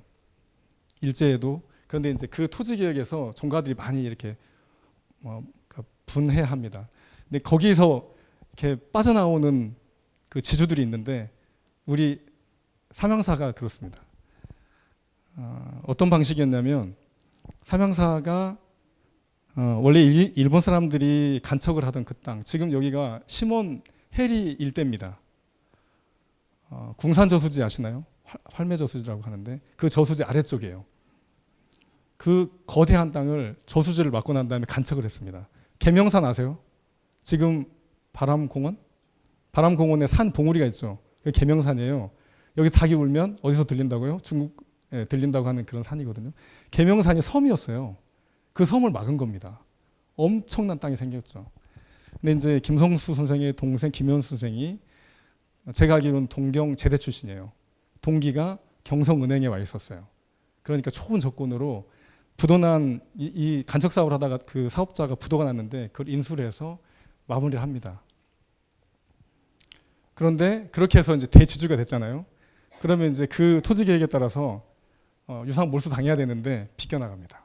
미간척지라 그래가지고 버젓이 다 농사 짓고 있었는데, 근데 이 땅을 소작인들이 30년 넘게 소작료를 줬잖아요. 원래는 그때 딱 주고 그것도 현금으로 주는 게 아니라 유상 분배는 이렇게 거치로 나중에 나눠내게 돼 있어요. 그 소출을 가지고서. 그러니까 당시 농민들한테는 좋은 조건으로 땅을 받을 수 있었는데 그걸 넘긴 거예요. 그러니까 뭐 여러 가지 뒤에 뭐 있었겠죠. 그래서 넘긴 거여서 농민들이 돌려달라. 그동안 소작료 낸 것만 해도 땅값 넘었다. 그러니까 무상으로 그냥 양도해 달라고 싸우기 시작한 거예요. 이 싸움이 87년이라고 하는 상징성이 있죠. 그래서 민주화 바람을 타고 여러 군데에서 있었어요. 몇 군데서나 성공했을까요? 결론은 여기 삼양사는 무상 양도해 달라라고 하는 것은 안 됐어요. 그런데 당시 평당 지가가 땅값이 10,000원에서 20,000원 사이였거든요. 그런데 삼양사한테 농민들이 1,801원에 받습니다. 거의 10분의 1 가격으로. 그러니까 저는 이 대목이 고창 출신의 지주 그리고 삼양사라고 하는 대기업 그리고 거기에서 농사짓던 농민들이 물론 격렬한 싸움의 결론이긴 하죠. 그렇지만 어느 한쪽을 완전히 배제하고가 아니라 서로 타협을 한 거예요. 지금 그때의 투쟁위원장 살아 계세요. 지금도 김재만 씨라고 지금 살아 계십니다. 그래서 이제 그 이야기들이 이때 이야기가 상당히 재밌는 이야기들 많고 이 이야기가 책이 지금 2권이 나와 있습니다. 그리고 한 권은 다시 정식으로 번역 진행 중이고 출판 진행 중인데 이때 고창의 농민들 대표가 지금 이름은 가면 않겠습니다. 그 보따리에 유인물 다 싸고 이 치즈를 담은 유인물을 가지고 고려대를 찾아갑니다. 그래서 한 분이 올라가서 저기 동생의 부인을 뭐라 그러죠? 재수 씨를 오시라 그래가지고 둘이 한복을 입고 잡힐까봐 무서워가지고 이 유인물이 막 뭐 타도하자 써 있잖아요. 그래 들고 총학생회 무조건 찾아갑니다. 총학생회가 어딨냐 그래가지고 찾아가서 총학생회장을 만나요. 그래가지고 취지를 이야기하고 당신네 그 여기 창업자인가요? 설립자의 동생이 하는 기업이 이렇게 됐어서 이렇게 됐으니 우리가 이제 싸움을 하고 있는데 도와달라고 간 거예요. 전 너무 신박한 이 방식이. 그래서 부부인 것처럼 꾸며가지고 간 겁니다. 제지를 안 받고. 그래서 그 당시에 그 총학생장이 이인영이라는 사람이에요. 통일부 장관 했던 이인영이 총학생장이고, 그리고 그때 뭐 농활 대장이 누구고 지금 이제 정치 쪽에서 활동하는 사람도 있고 뭔가 활동하는 분들이 많은데 그 여름 농활을 전부 고창으로 왔어요. 300명 이상이 왔대요. 그래도 동력이 붙은 겁니다. 그러면서 농민들이 삼양사 본사를 점거를 해요. 점거를 하고 그 지하철 다니면서 종로 3가에서 대학로에서 그 막 유인물 나눠주고 헌금 이렇게 받아서 그 가서 먹고 자고 해야 될 거 아니에요. 그렇게 하고 당시에 김영삼, 김대중 야당 총재들이 다 찾아오고 김수환 추경호도 입장 내고 그렇게 그런 결과 어떻게든 그 결과로 삼양사도 대폭 양보하고 농민들도 무상은 접고 그렇게 해서 정말 대타협인 겁니다. 그래서 지금 그 시몬 해리 일대의 농민들이 다 지주농이에요. 자작농이에요. 대부분이. 그렇지 않, 이 일이 없었으면 지금도 소작하고 있을 수 있어요. 그래서 좀 안타까운 부분은 삼양사가 이거 굉장히 저는 자랑을 엄청 해도 좋을 일이라고 생각해요. 세계에 유례가 없는 일이에요. 대지주가 이렇게 통 크게 양보해가지고 이 농민들과 이렇게 서로 그 뭐랄까 좋은 결과를 냈다는 것, 이 흐름. 그러니까 이런 일들이 왜 이 책은 그 하버드 박사로 기억하는데 그 낸시 박사가 이 과정을 기록했어요. 인류학적으로. 그래서 책을 출간을 했고 그 책을 지금 번역하고 있는 중입니다. 세계사에 유례가 없는 그런 어떤 대타협이거든요. 그러니까 왜 이런 일이 고창에 일어날까? 농민혁명 물론 미완이라고 하고 실패라고 하지만 저는 이런 흐름으로 꾸준히 이어오고 있다고 생각해요. 지금 고창 문화의 원형 어떤 형질 중에 하나라고 생각합니다. 그게 어떤 절벽 끝으로 누군가 상대를 밀어버리지 않고 이렇게 다시 안으로 들이고 서로 어떤 결과를 만들어내는 것. 아마 여기서 제 이야기가 이제 여기서부터는 그냥 상식적인 이야기들인데요. 시간이 어떻게 됐죠 지금? 네, 시간이 어떻게 됐냐면요. 지금 보시는 순간 아마 6시가 됐을 겁니다. 5시가 됐을 겁니다. 그래서 네, 여기 이제 그렇습니다. 우리가 유물로 봤을 때는 구석기부터 사람이 살았다. 그리고 청동기 시대, 그렇죠. 세계에서 단위 면적장 고인돌이 제일 많아요. 그래서 저는 표현할 때 그래요. 우리 은하계에서 고인돌이 제일 많은 곳이라고 해요. 근데 이거 완전 사기는 아니죠. 왜냐하면 은하계 다른데 지구처럼 사는 데가 아직 없잖아요. 모르잖아요. 그러니까 지구에서 제일 많으면 은하계에서 제일 많은 거죠. 네, 그리고 백제 이렇게 세 개, 그리고 고창, 무장, 흥덕, 그리고 일제 강점기에 이제 고창, 무장, 흥덕 3군이 고창군으로 통합됐다고 하는데 제가 알고 있는 상식으로는 고창이 좀 세가 좀 약했다고 해요. 무장, 흥덕보다. 맞나요, 선배님들? 근데 일제가 상권이 그나마 아직 이렇게 왕성하지 않은 고창읍을 거점으로 키우면서 일제의 상인들이 뭐 이렇게 들어올 수 있게 그렇게 포석을 뒀다 하는 이야기를 제가 들었거든요. 제가 잘못 알고 있는 것일 수도 있는데, 근데 이거는 어느 나라나 지배 어떤 이데올로기거든요. 그러니까 거기에 세가 센데 지배받을 사람들이 세가 센데 거기를 지배자들이 밀고 들어가면 다툼이 생기거든요. 그래서 정치적으로 좀 약한 데들을 키워 올리면서 그러면 많이 여지가 많이 생기잖아요. 그 생긴 여지에 이제 이렇게 쑥 들어가는 거죠. 그게 아주 그 사람들은 지혜롭지만 우리한테는 얼마나 그런 이야기를 제가 좀 어렸을 때부터 들었습니다. 네, 뭐 다 아시는 그 대목들인데 사실 이 뒷부분은 제가 앞에 이야기를 막 하다 보면 그냥 넘어갈 것들이어서 예, 여기 책마을이 여기 있습니다. 놀러 오십시오. 네, 그리고 고창의 여러 가지 가치들 그리고 이게 아까 제가 말씀드렸던 두 권의 그 책이고요. 이 책은 여기 이 네 분이 다 고창 사람들이죠. 시와 사진 여기 몇 장 제가 좀 보여드릴게요. 그 시인께서 잡은 고창 구경이에요. 여기 방장 일출, 선운 순경, 고인돌, 고창의 설경, 구시 어정, 예, 문수 단풍, 서해 낙조, 네, 소요 운곡, 네, 동호 성풍 여기까지. 십경도 있네요. 선운 동백. 더 있네요. 네, 청보리밭. 네, 어머, 천마봉 아시죠?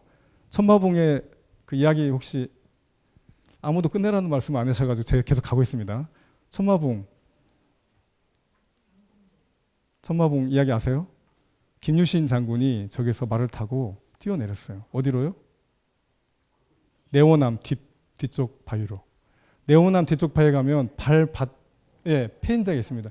보셨나요? 말만 들었나요? 보셨나요? 전 봤습니다. 예. 맨날 왔다 갔다 자전거 타고 막 서서 갔다 갔다 했으니까 있습니다 거기. 자, 그렇죠. 왜 김유신이 굳이 여기 와서 말을 타고 거기 뛰어내릴까요? 네, 그렇죠.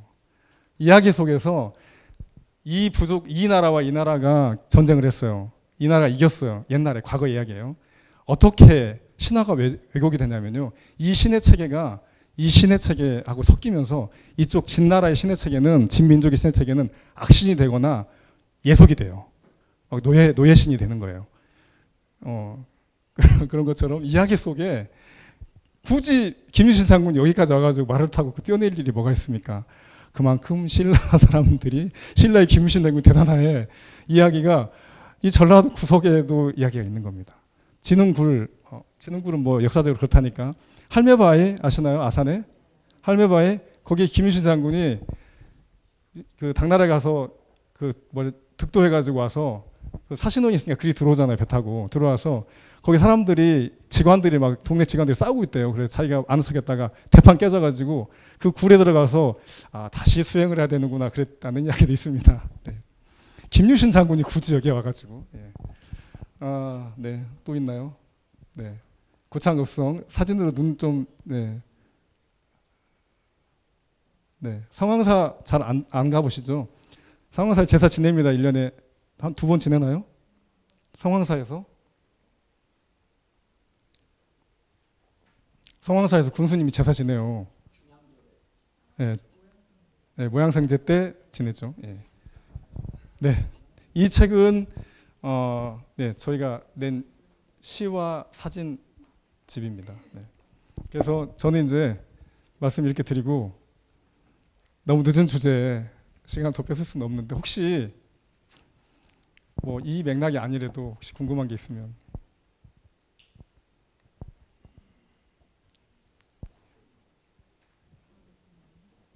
네. 하고 싶어지셔가지고. 네. 이럴 때 질문하면 공공의 적이 되는 거죠. 또. 네네. 네. 사실 오늘은 제가 좀 억울한 게 있어요. 오늘은 제 욕망이 아니라 또 여기 재단의 욕망도 있어가지고 제가 늦은 거고. 책마을은 7월 한 달 동안 예술 학교를 열어요. 그래서 7월 문 닫을 거예요. 지금 오늘부터 공사 시작했거든요. 네. 그래서 7월 지나고 8월부터 다시 만나게 될 거고 예술학교 결과가 아마 10월부터 이렇게 네. 이 이야기는 아직 엠바고라고 저한테 이야기하지 말라고 그러더라고요. 고창이 조금 알려지는 계기가 될 것 같아요. 책마을만이 아니고 책마을에서 생활하면서 고창의 여러 거점들, 뭐 갯벌, 운곡습지, 또 뭐 그때는 보리밭이 아니고 무슨 밭이죠? 메밀밭도 가고, 뭐 상하농원도 가고, 고창읍송도 가고, 고인돌도 가고 이렇게 하면서 10몇 부작이래요. 그래서 기대해 주시고 고창이 또 새롭게 알려지는 계기가 될 것 같아서 제가 10몇 년 만에 처음으로 그 공간을 지금 막 울고 있어요. 지금 저 밤마다 비워주는 연습을 하고 있는데요. 네, 그래서 그거는 뭐 이것도 저의 욕망만은 아니고 고창군 이렇게 막 핑계대면 안 되죠. 네, 조금 뭔가 약간 경계해서 타협을 좀 했습니다. 많이 혼났습니다. 네, 우리 식구들한테. 네, 그 질문은 그렇게 별로 저한테 질문이 없으시군요. 네. 내일 아침에 봬요 그럼. 모르시는 분도 있는 것 같은데. 네, 내일 아침 뵙겠습니다. 네, 이제 교육을 마칠 건데요. 그 공통교육은 오늘이 끝났고요. 다음 주 월요일부터는 모니터단, 심사단 교육을 하게 됩니다. 혹시 모니터단, 심사단 이신 분 한번 손 한번 들어보실까요? 네, 다음 주 월요일에는 네, 이 손 드신 분만 3시까지 오시면 되고요. 손 안 드신 분들은 시민 추진단일 것 같은데요. 그 다음 주 월요일 날 뵙도록 하겠습니다. 그 공지사항이 또 하나 있는데요. 그 다음 주 월요일 날 저희 교육할 때 그 전주 KBS에서 그 교육 모습을 좀 촬영을 한다고 그래요. 그래서 사전에 좀 알려드리는 게 교육에 방해는 안 한다고 합니다. 그래서 알고 오시면 좋을 것 같습니다. 네, 긴 시간 고생하셨습니다. 다음 주에 뵐게요.